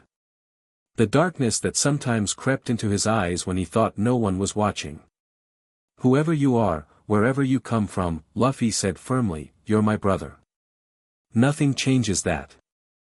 Ace's smile was small but genuine. "Yeah. Brothers forever." "Forever," Luffy agreed. "No matter what." Dawn Island hadn't changed much in the years since they'd fled. The windmill still turned lazily above Fusha village. Party's bar still served the best juice in East Blue. Makino still greeted them with the same warm smile, though it faltered slightly when she registered that their trio had become a duo. "Sabo," she began hesitantly. "Died protecting us," Ace said simply. "He was a hero." They didn't elaborate further, and she didn't ask. Some wounds were still too fresh, even years later. Dayton received them with her usual gruff exterior masking genuine affection. The mountain bandits' hideout had been expanded in their absence, now featuring actual bedrooms instead of just a common sleeping area. "Don't get used to it," Dayton growled when Luffy expressed delight at having his own space. "This is temporary. Once Garp comes back, you're his problem again." But her eyes told a different story. She'd missed them, these troublesome boys who'd brought such chaos into her life. Garp stayed only long enough to ensure they were settled before departing for Navy headquarters. His parting instructions were typically blunt. "Stay out of trouble. Train hard. And for the love of all that's holy, keep your abilities under wraps, Luffy. The last thing we need is rumors starting up again about the Haki boy of Dawn Island." "Yes, Gramps," Luffy agreed easily.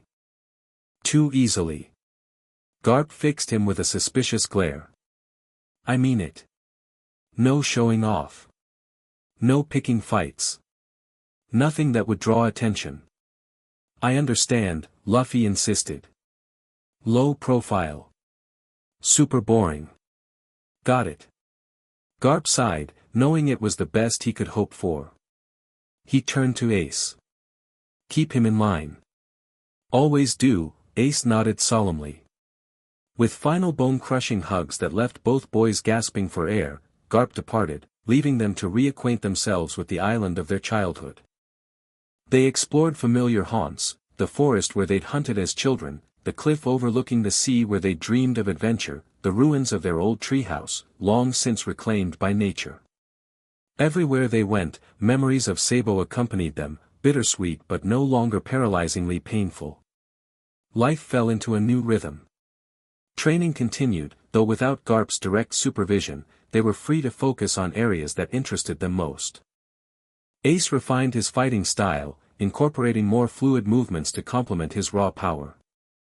Luffy experimented with new applications of his gum powers, finding ways to combine them with different types of Haki for maximum effect.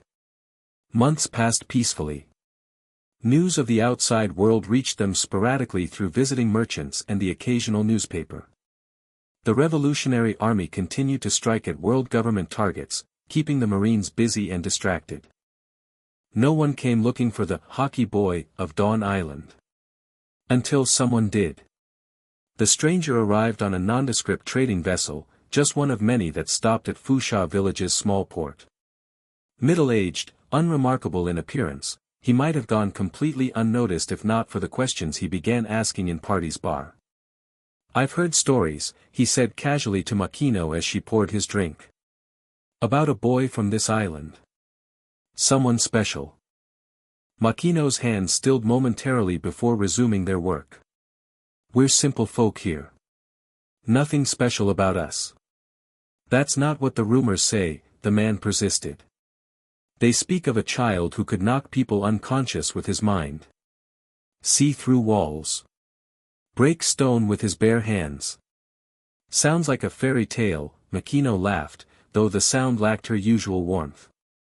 "The kind of story sailors tell after too much rum." The man smiled thinly. "Perhaps. But sometimes fairy tales have kernels of truth." He leaned closer. "They say Red Hair Shanks took a special interest in this boy. Trained him personally."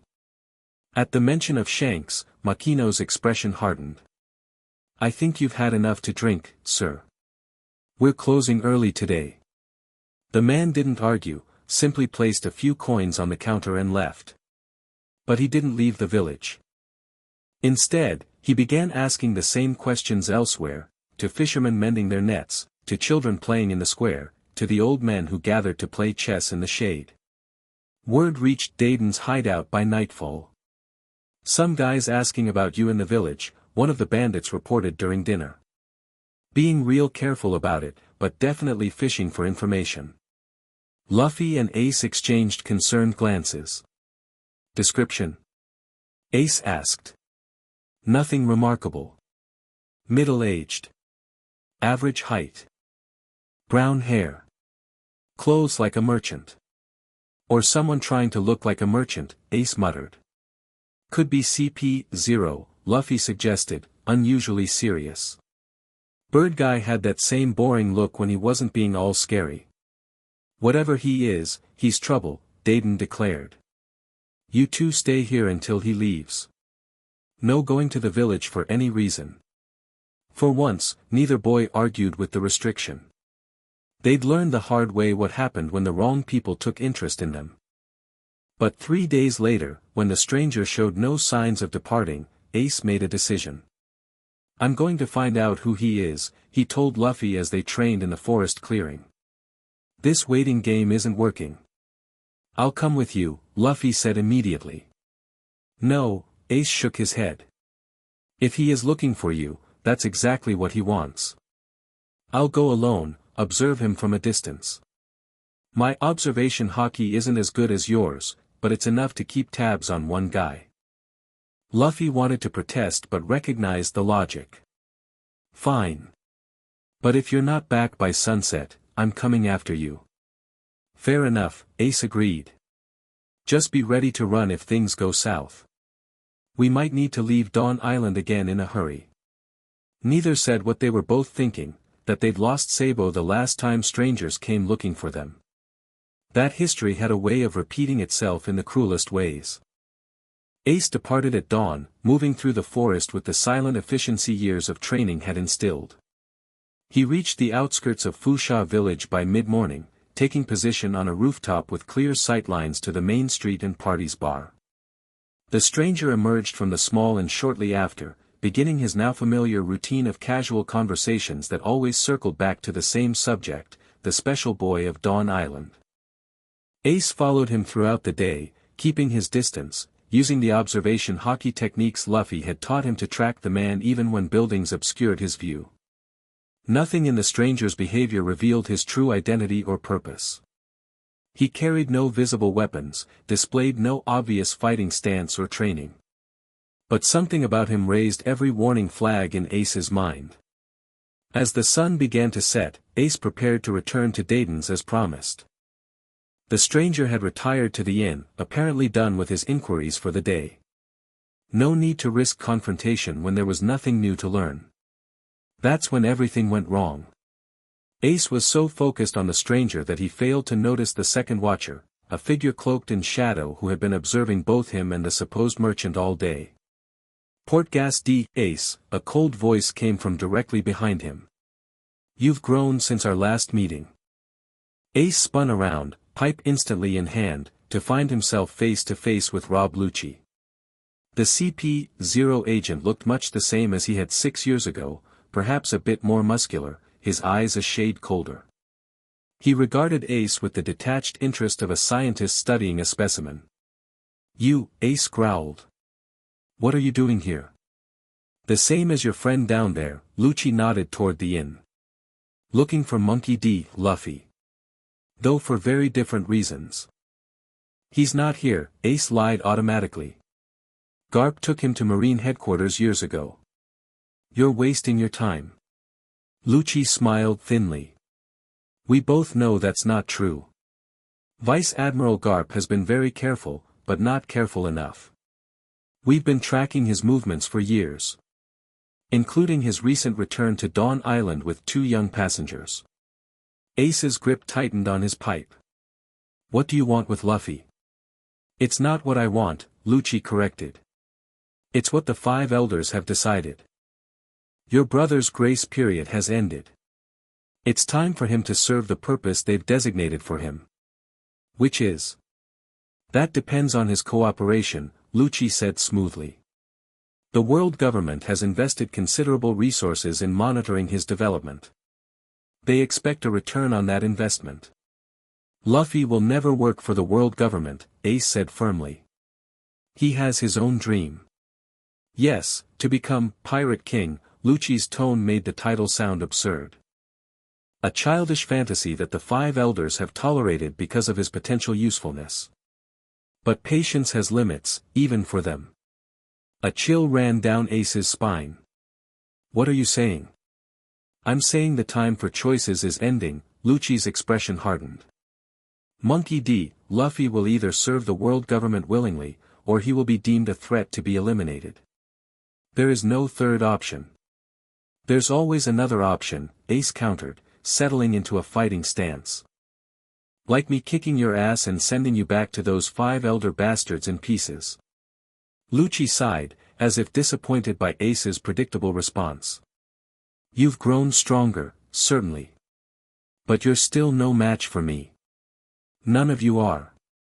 Maybe not alone, Ace admitted. But you're not just facing me.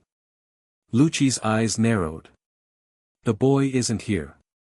I would have sensed his Haki signature. Not him, Ace grinned fiercely. Her. Before Lucci could react, a massive figure crashed onto the rooftop behind him, Dayton, wielding an axe nearly as large as she was. Nobody threatens my kids, she growled, swinging the weapon with surprising speed for her size. Lucci dodged easily, but the distraction gave Ace the opening he needed.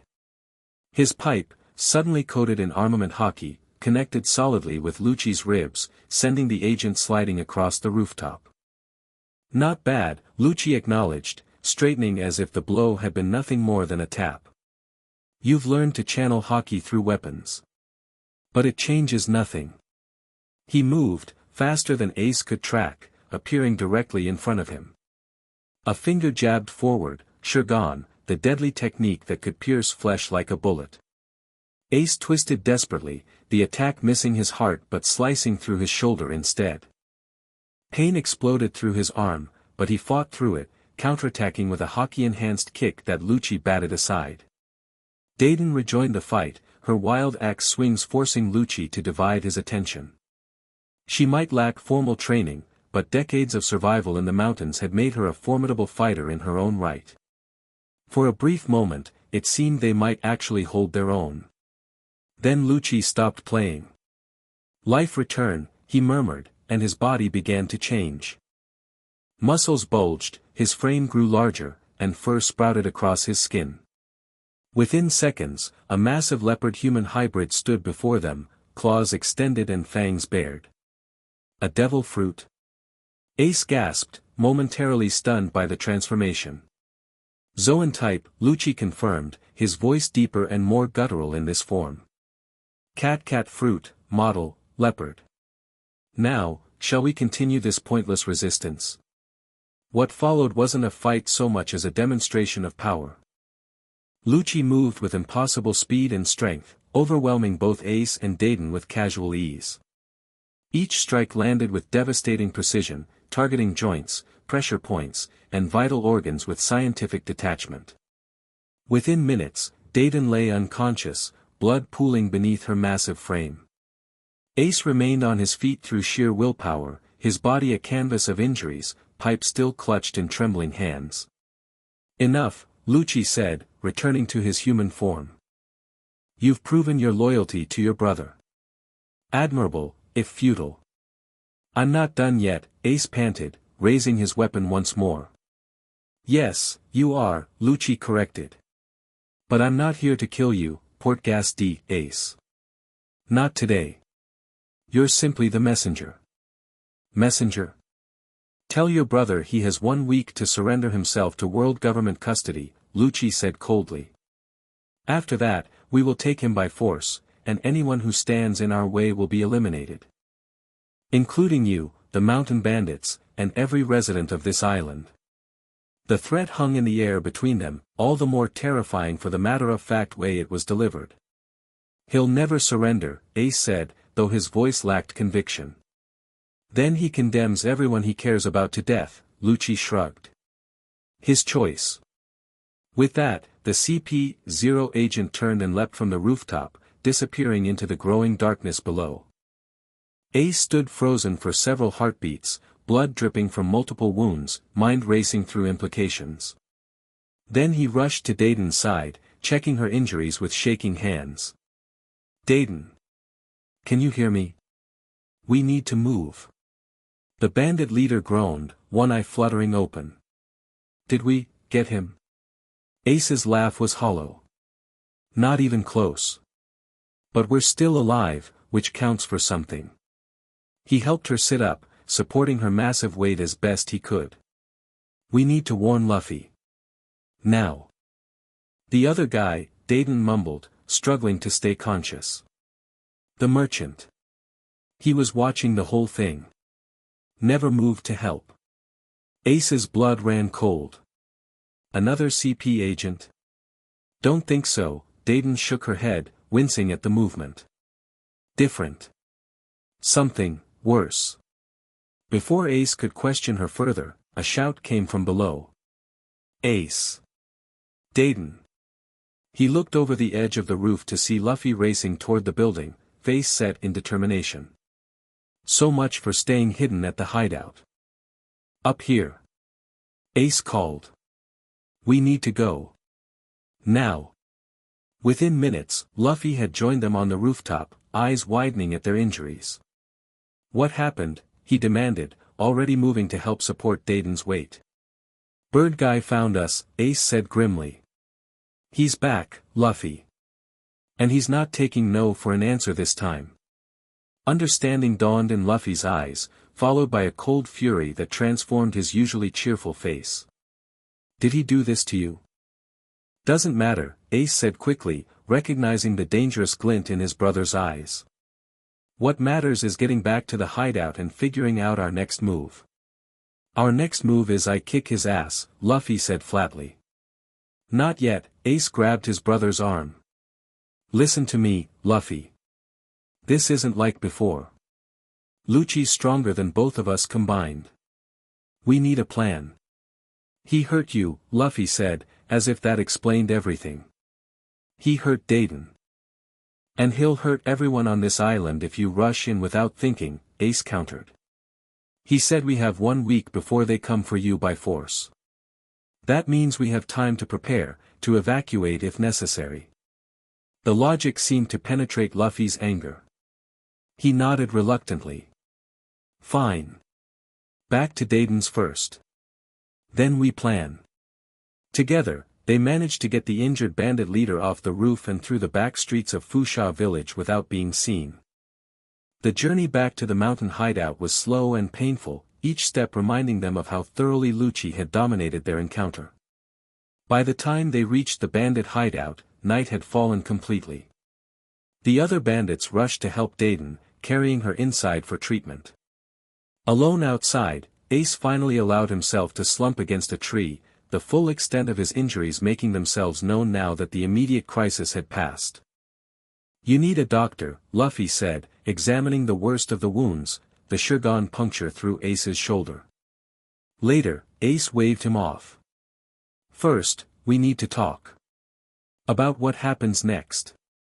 Inside the hideout, they gathered around the main table. Dayton, now bandaged and conscious, sat propped up in her usual place. The other bandits hovered nearby, faces grim as they understood the seriousness of the situation.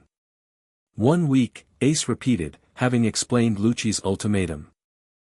That's how long we have before they come in force. We could run again, one of the bandits suggested. Find another island to hide on. They'd follow, Ace shook his head. And punish everyone here for helping us escape. We could fight, another offered, though without much conviction. Against CP-0. We'd be slaughtered, Dayton said bluntly. You saw what one of them did to me and Ace. Imagine a dozen. Silence fell over the group as the reality of their situation sank in. There seemed to be no good options, no path forward that didn't end in blood. I'll go, Luffy said suddenly. All eyes turned to him in shock. What? Ace demanded. No way. That's not even on the table. It's the only way to keep everyone safe, Luffy argued. If I surrender, they have no reason to hurt anyone else. And what do you think happens to you then, idiot? Ace snapped. Best case, they turn you into their weapon. Worst case, they decide you're too dangerous to control and eliminate you. Either way, you never get to follow your dream. Better than everyone dying because of me. No one's dying because of you, Ace insisted. This isn't your fault, Luffy. The world government are the ones making threats, not you. Luffy's expression was uncharacteristically somber. Sabo died protecting me. I won't let anyone else make that sacrifice. The name hit like a physical blow, silencing Ace momentarily. Dayton seized the opportunity to interject. There's another option, she said carefully. One you're both overlooking. What's that? Ace asked. You leave. Now. Tonight. Not running away, but starting your journey. Both brothers stared at her in confusion. My journey? Ace echoed. But I'm not 17 yet. And Luffy's only 13. Age is just a number, Dayton shrugged, wincing as the movement pulled at her injuries. You're ready, Ace. More than ready. You've been training for this your whole life. But what about Luffy? Ace demanded. I can't just leave him to face this alone. He doesn't, Dayton continued. He goes with you. At least as far as the next island. Then you split up. Two targets moving in different directions are harder to track than one staying put. The strategy began to make sense to Ace. I head for the Grand Line as planned. Luffy. He frowned. Where would Luffy go? He's still too young to start his own journey. Red hair, Luffy said suddenly.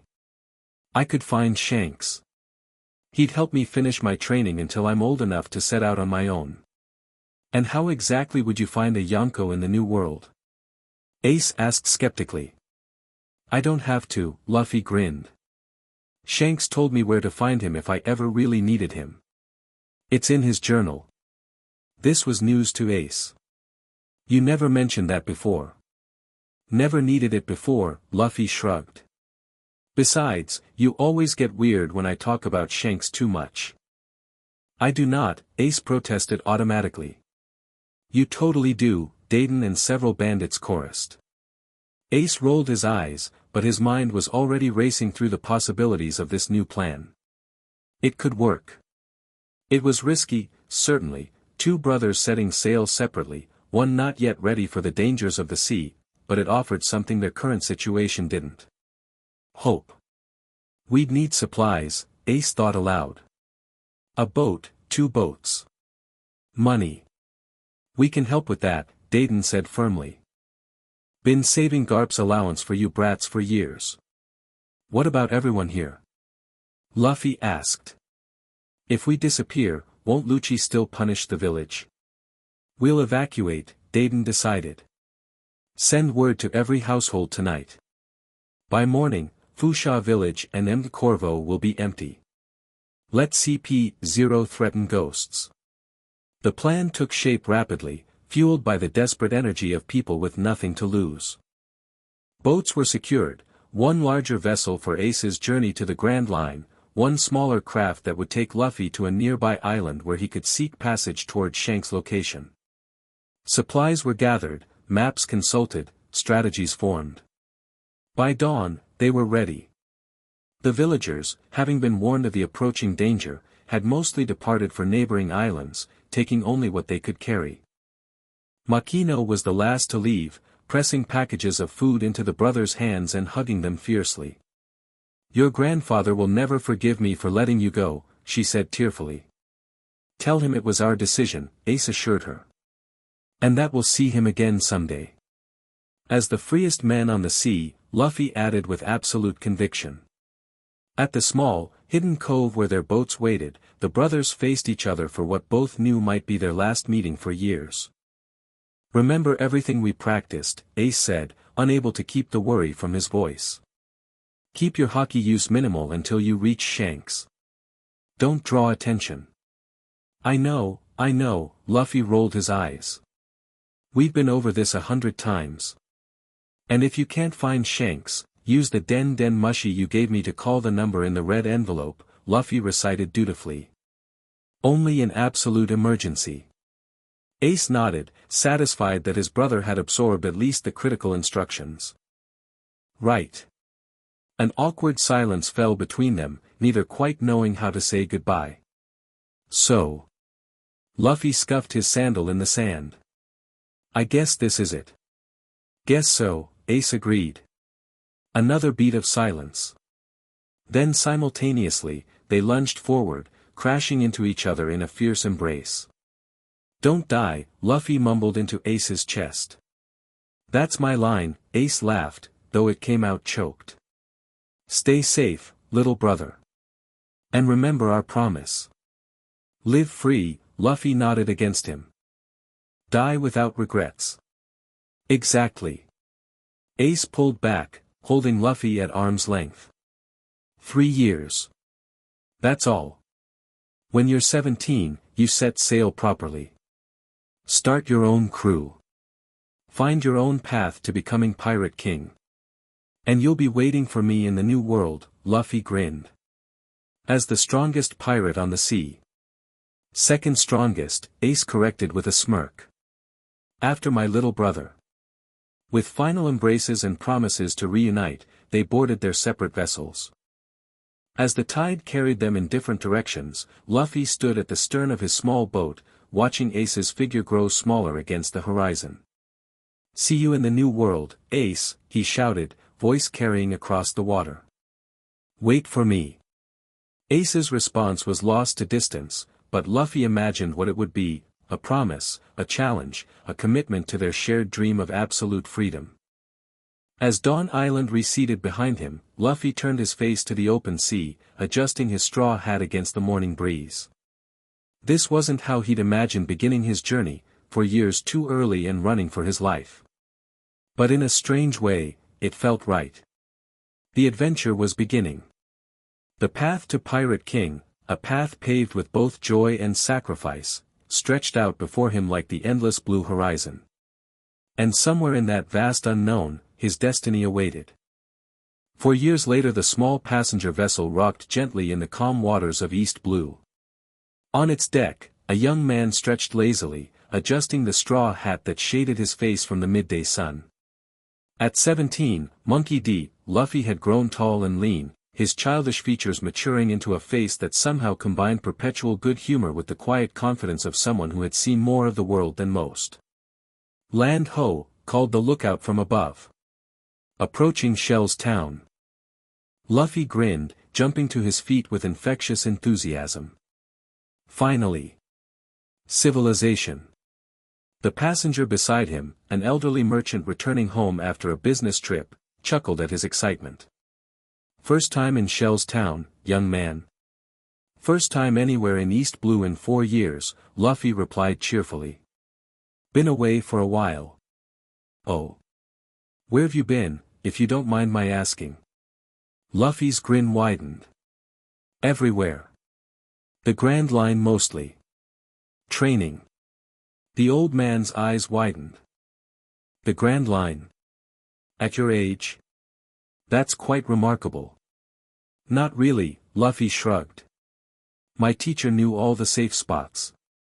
He didn't elaborate further, and the merchant knew better than to press. People who returned from the Grand Line often carried secrets best left unexamined. As the ship docked at Shell's town's modest port, Luffy shouldered his small pack, containing little more than a change of clothes, some provisions, and a well-worn leather journal. His few other possessions had been sent ahead to a predetermined meeting point, where the first phase of his journey would truly begin. "Thanks for the company," he called to the merchant as he bounded down the gangplank. "Good luck with your shop." Before the man could respond, Luffy was gone, disappearing into the crowd with the boundless energy that had made him a favorite among the ship's crew during their short voyage. Shell's town was exactly as the guidebook described. A modest marine base dominated the skyline, while the town itself consisted mainly of small shops, restaurants, and residential areas.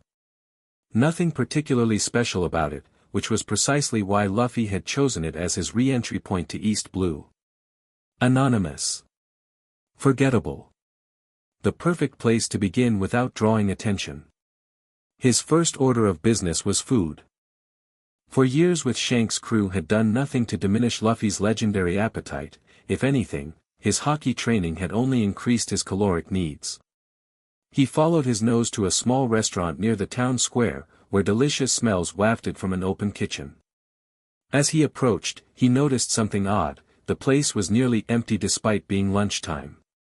Welcome, a young woman greeted him nervously as he entered.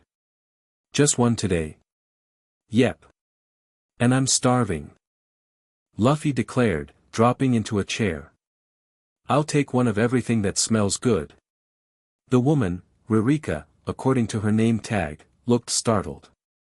Are you sure? That's quite a lot of food. Trust me, I can handle it, Luffy assured her with a grin. As she hurried to place his order, Luffy casually extended his observation haki, taking the pulse of his surroundings. The town felt oppressed.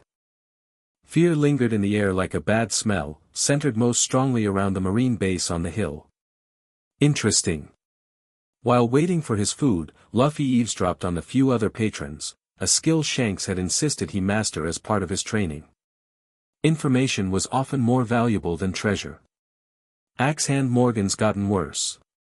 Executes anyone who defies him. That poor Zoro fellow, been tied up for weeks. Marines more feared than pirates around here. By the time his feast arrived, a truly impressive spread that made Ririka's eyes bulge when he began consuming it at inhuman speed, Luffy had pieced together the situation. A corrupt marine captain had terrorized the town into submission. And someone named Zoro was being publicly punished as an example. Zoro. The name tickled something in Luffy's memory. Hadn't Shanks mentioned a promising young swordsman by that name?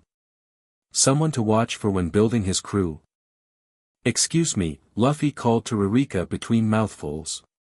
This Zoro person everyone's whispering about, is that Roronoa Zoro? The bounty hunter? The restaurant fell silent, all eyes turning to him in shock.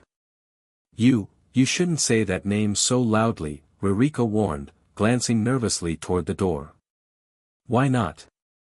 Is he dangerous? A small girl who had been helping in the kitchen, Ririka's daughter, presumably, suddenly appeared at his table. Zoro isn't dangerous, she insisted passionately. He's being punished because of me. He protected me from Morgan's awful son and his pet wolf. Rika. Ririka gasped, pulling her daughter back. I'm so sorry, she apologized to Luffy. She's just upset about the situation. No problem, Luffy assured her, his interest thoroughly piqued. So this Zoro guy is being punished for helping a kid? That doesn't sound very marine-like. That's because Captain Morgan doesn't care about justice, the little girl declared, escaping her mother's grip. He only cares about power. He promised to let Zoro go after a month, but I heard the Marines saying he plans to execute him tomorrow anyway. Luffy's cheerful expression didn't change, but something shifted in his eyes, a hardness that hadn't been there before. Is that so? He said lightly. Well, that's not very nice of him. He finished his meal with methodical efficiency, paid with a generous tip, and stood to leave. Where can I find this Zoro? He asked casually. Just curious. The execution yard at the marine base, Ririka answered reluctantly. But please, don't do anything foolish. Morgan's men are everywhere. Luffy grinned, adjusting his straw hat.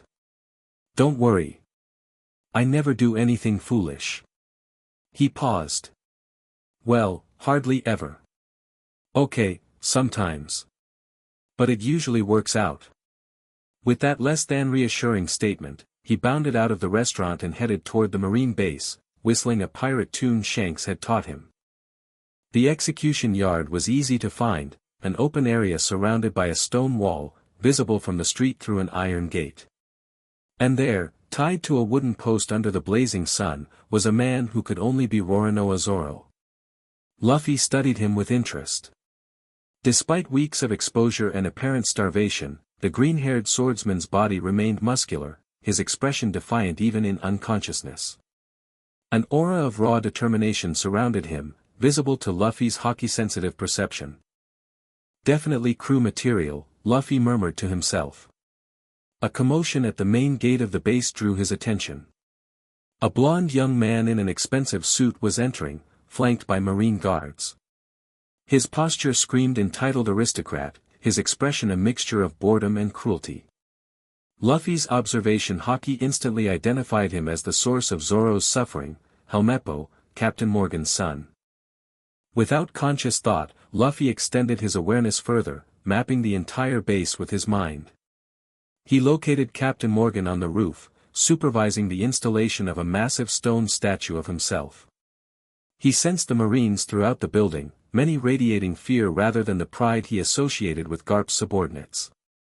And he felt something else, 3 katanas, locked in a room on the second floor. Zoro's swords, presumably. The bounty hunter's reputation as a 3-sword stylist was well known. A plan began forming in Luffy's mind. Not a careful, measured plan like Shanks would have advised. No, this was pure Luffy, direct, optimistic, and with a healthy disregard for consequences. First, though, he needed more information. Slipping away from the execution yard, Luffy circled the base, looking for a less conspicuous entry point. He found it in a side door guarded by a single bored-looking Marine. Approaching casually, hands in pockets, Luffy flashed his friendliest smile. "Hey there." The guard straightened, hand moving to his rifle. "Halt. This area is off-limits to civilians." "Oh, sorry," Luffy scratched his head sheepishly. "I'm actually looking for Lieutenant Commander Ripper. We're distant cousins, and I promised my mom I'd say hello while I was in town." The lie rolled off his tongue with practiced ease, another skill Shanks had insisted he develop. Strategic deception, the Yonko had called it, because sometimes fighting isn't the answer, no matter how much you want it to be. The guard relaxed slightly. "Lieutenant Commander Ripper is on patrol in the town until this evening. You can come back then." "Ah, that's too bad," Luffy sighed dramatically. "Guess I'll have to tell Mom I tried." He turned as if to leave, then stopped. "Hey, is it true what they're saying in town? About Captain Morgan executing that Zoro guy tomorrow?" The guard tensed again. "Where did you hear that?" "People talk," Luffy shrugged. "Seems kind of harsh, doesn't it? I thought the deal was he'd be released after a month." "That's not for us to decide," the guard said stiffly. "Captain Morgan's orders are absolute." Right, Luffy nodded sympathetically. "Must be tough working for someone like that. My cousin Ripper always said a good leader earns respect, not demands it." The guard's eyes darted nervously to ensure no one was listening. "You shouldn't repeat things like that around here. The walls have ears." "Got it," Luffy mimed, zipping his lips. "Just between us, then, is it happening? The execution?" After a moment's hesitation, the guard nodded almost imperceptibly. "Dawn tomorrow. Captain's orders came down this morning." "That's a shame," Luffy said, projecting just the right amount of casual disinterest. "Anyway, I'll try to catch Ripper later. Thanks for your help." As he walked away, Luffy's cheerful expression hardened into determination. The corrupt Marine captain had sealed his own fate the moment he decided to execute an innocent man for political gain. And Luffy had found the first member of his crew. Now he just needed to set things in motion. Returning to the execution yard, Luffy waited until the area was momentarily clear of observers before approaching the gate. Zoro had regained consciousness and was glaring at the ground, his face a mask of stoic endurance. "Hey," Luffy called softly. "Roronoa Zoro." The swordsman's head snapped up, bloodshot eyes finding Luffy through sweat-matted green hair. "Who the hell are you?" "Monkey D. Luffy," he introduced himself with a grin. "I'm going to be king of the pirates." Zoro stared at him for a long moment, then let out a harsh laugh. "Another delusional dreamer. Great. What do you want? Come to gawk at the demon before he dies?" "Nope," Luffy's grin widened. "Came to recruit you for my crew." "Your crew?" Zoro repeated incredulously. "You don't look like you have a ship, let alone a crew." "Not yet," Luffy admitted cheerfully. "But I will. Starting with you." "I'm not interested in being a pirate," Zoro growled. Now get lost before the Marines see you. You're going to be executed tomorrow, Luffy said, dropping the cheerful act. Morgan never intended to keep his promise. Zoro's eyes widened fractionally before narrowing again. How would you know that?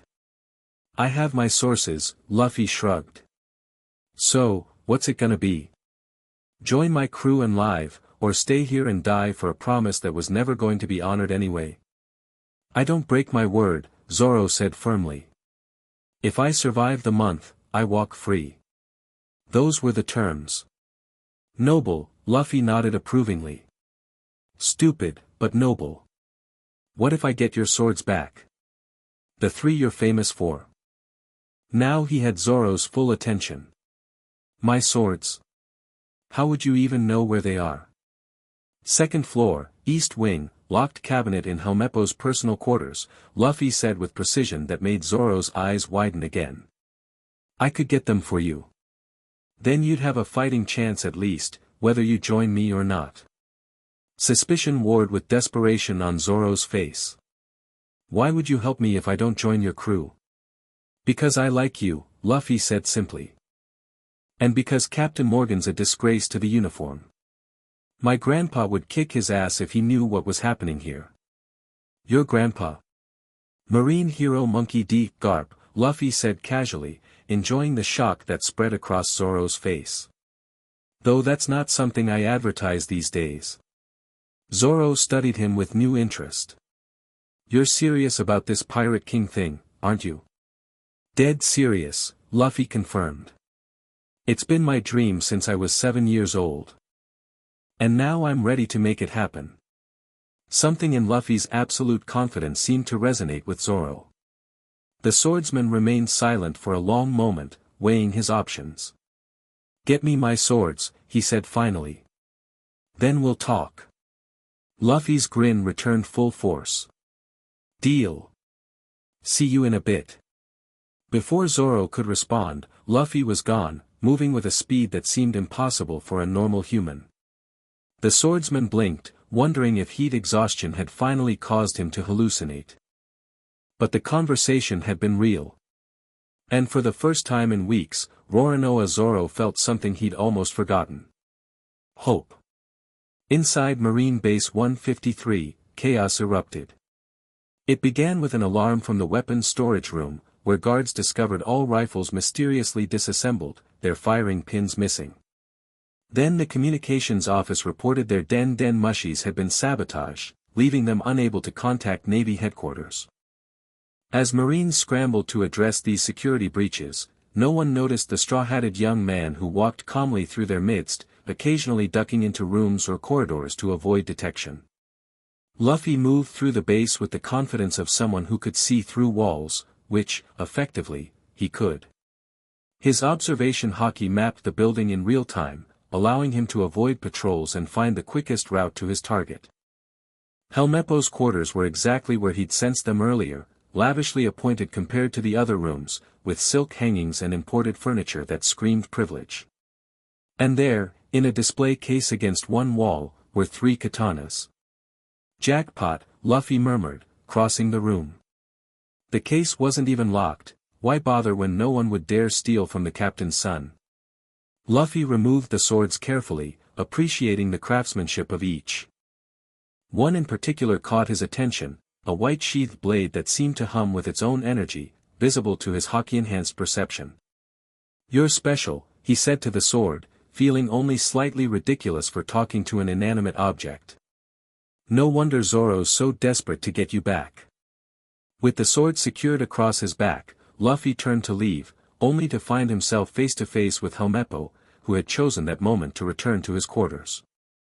For a heartbeat, they stared at each other in mutual surprise. Hi, Luffy said brightly. Nice room. Helmeppo's shock gave way to outrage. Guards. Intruder. Yeah, that's fair, Luffy nodded. Then he moved. To Helmeppo, it must have seemed like Luffy simply disappeared, reappearing directly in front of him.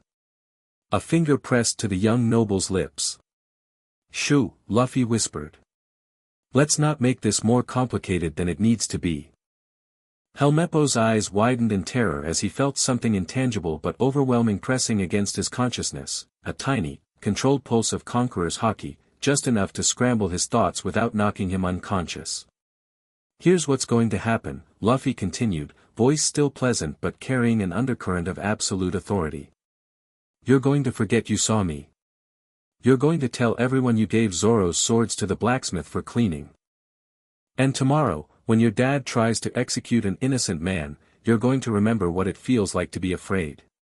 The pressure increased slightly, driving the commands deep into Helmeppo's mind. "Nod if you understand." Helmeppo nodded mechanically, eyes glazed. "Good," Luffy patted his cheek. "Sleep now." The noble's eyes rolled back, and he collapsed into Luffy's waiting arms.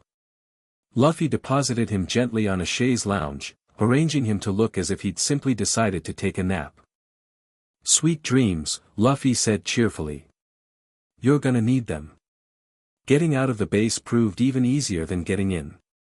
The Marines were still distracted by the mysterious sabotage, allowing Luffy to slip through a side entrance and make his way back to the execution yard undetected.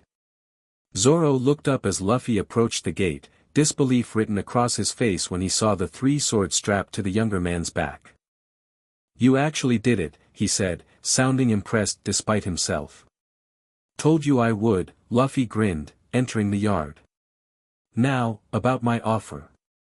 "Cut me loose first," Zoro demanded. "Then we'll talk terms." "Fair enough."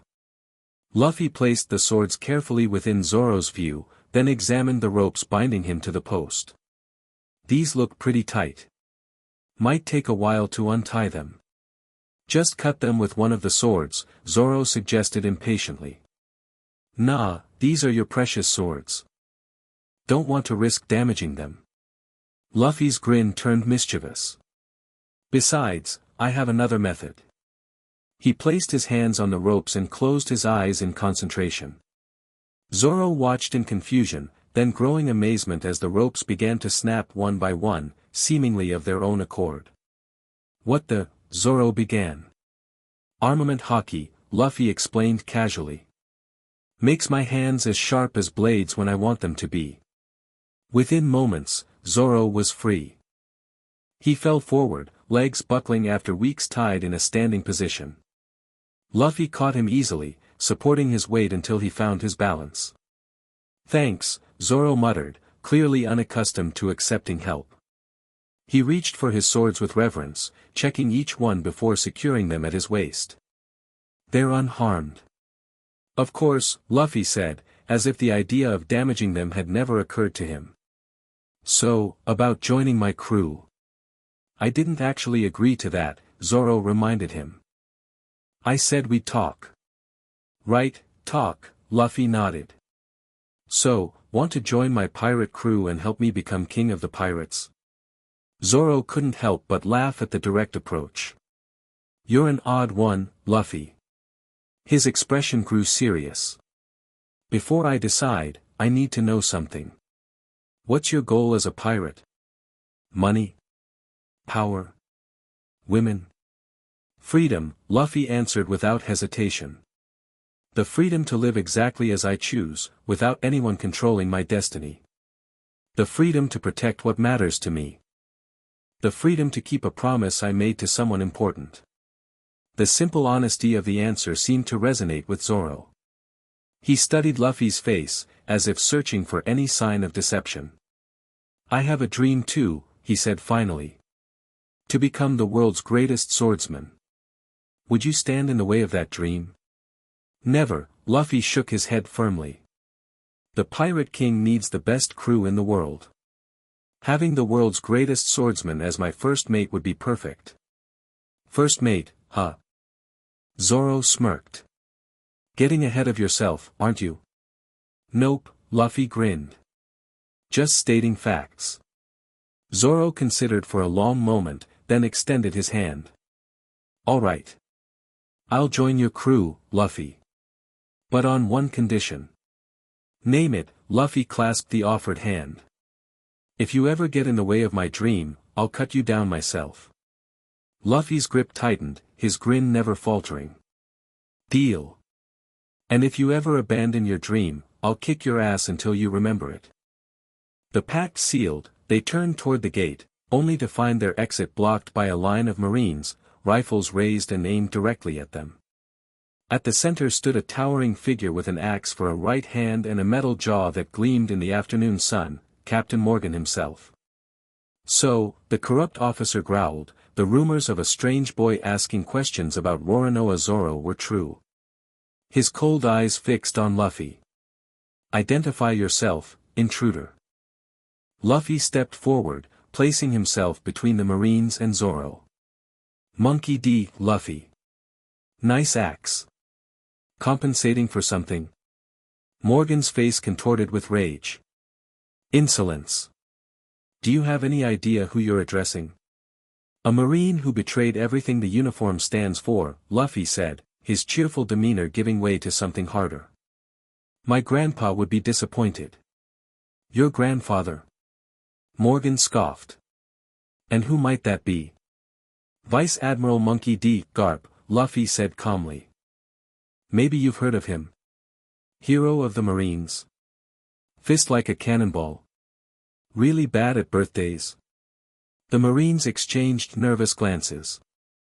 Morgan's expression flickered with uncertainty before hardening again. You expect me to believe you're Garp's grandson? The hero wouldn't spawn pirate filth. Believe what you want, Luffy shrugged. Doesn't change the facts. You were planning to execute Zoro tomorrow despite promising to release him after a month. That's not justice. That's tyranny. Morgan's eyes narrowed dangerously. How could you possibly know my plans? I have my ways, Luffy said vaguely. Just like I know about the kickbacks you take from local merchants. The civilians you've had beaten for not bowing to your statue. The marine funds you've diverted to your personal accounts. With each accusation, the Marines' resolve visibly wavered, many lowering their rifles slightly. Morgan, sensing his control slipping, roared in fury. Enough. Men, execute them both. Now. No one moved. I said fire. Morgan bellowed. Sir, one brave Marine stepped forward. Is it true? About executing Zoro despite your promise? You dare question me? Morgan raised his axe hand threateningly. I am your superior officer. My orders are absolute. A real leader doesn't need to remind people he's in charge, Luffy commented. Right, Zoro? The swordsman nodded, a predatory grin spreading across his face as he sensed the shifting dynamics. Right. Real authority doesn't come from rank. It comes from respect. Morgan's control finally snapped. With a roar of pure rage, he charged forward, axe raised to cleave Luffy in two. Die, pirate scum. What happened next seemed impossible to the watching Marines. Luffy didn't dodge. He didn't cower. He simply stood his ground, raised one hand, and caught the descending axe with his bare palm. The metal blade stopped cold, unable to penetrate Luffy's Haki-hardened skin. That's not very nice, Luffy said conversationally, as if discussing the weather rather than holding back a blow that should have split him in half. Morgan stared in disbelief, trying to wrench his axe free from Luffy's grip. It didn't budge. How, what are you, he gasped. I told you, Luffy grinned. I'm Monkey D. Luffy. The man who's going to be king of the pirates. With his free hand, Luffy delivered a single, Haki-enhanced punch to Morgan's midsection. The impact lifted the massive captain off his feet and sent him crashing through the wall of the execution yard, leaving a perfect Morgan-shaped hole in the stone. Silence fell over the assembled Marines as they processed what they'd just witnessed, a teenager stopping Morgan's axe bare-handed, then defeating him with a single blow. Finally, one Marine dropped his rifle. Then another. And another. Until the entire squad had disarmed, many falling to their knees in relief. Captain Morgan's reign is over, the brave Marine who had questioned orders announced. Someone contact headquarters. Report his corruption and request a new commanding officer. Can't, Luffy informed them cheerfully. Communications are down. Something about missing Den mushy parts. Should be fixed by tomorrow though. The Marines exchanged bewildered glances. This strange pirate had not only defeated Morgan but apparently orchestrated the entire scenario. You planned all this? The lead Marine asked incredulously. Not really, Luffy admitted. I just wanted to recruit Zoro. The rest kind of happened. Zoro snorted with laughter. You're something else, Captain. Luffy beamed at the title. So you're officially joining my crew? After that display? I'd be an idiot not to, Zoro grinned. Though we should probably get out of here before reinforcements arrive or these guys change their minds. The lead Marine stepped forward. No one will pursue you today. Consider it payment for freeing us from Morgan's tyranny. He straightened to attention. But tomorrow, we'll be Marines again. And you'll be pirates. Wouldn't have it any other way, Luffy agreed, extending his hand. The Marine shook it firmly. As they walked away from the Marine base, Zoro glanced sideways at his new captain. That Haki thing you did, catching the axe, breaking my ropes. Is that normal for you? Pretty much, Luffy nodded. I've been training since I was 7. Mastered all 3 types of Haki before most people even know what it is. And the reason you're not showing it off to the world is. Luffy's expression grew momentarily serious. Because some very powerful people would either want to control me or eliminate me if they knew the full extent of what I can do. Zoro absorbed this information silently. Finally, he said, you're going to be trouble, aren't you? Luffy's serious expression vanished, replaced by his trademark grin. The best kind. But don't worry, I'm gonna be worth it. And as they headed toward the harbor to find a boat worthy of the future Pirate King and the future world's greatest swordsman, Zoro couldn't help but believe him. The journey had truly begun. The end. Thank you for watching this video. Please be sure to subscribe to our channel and like this video.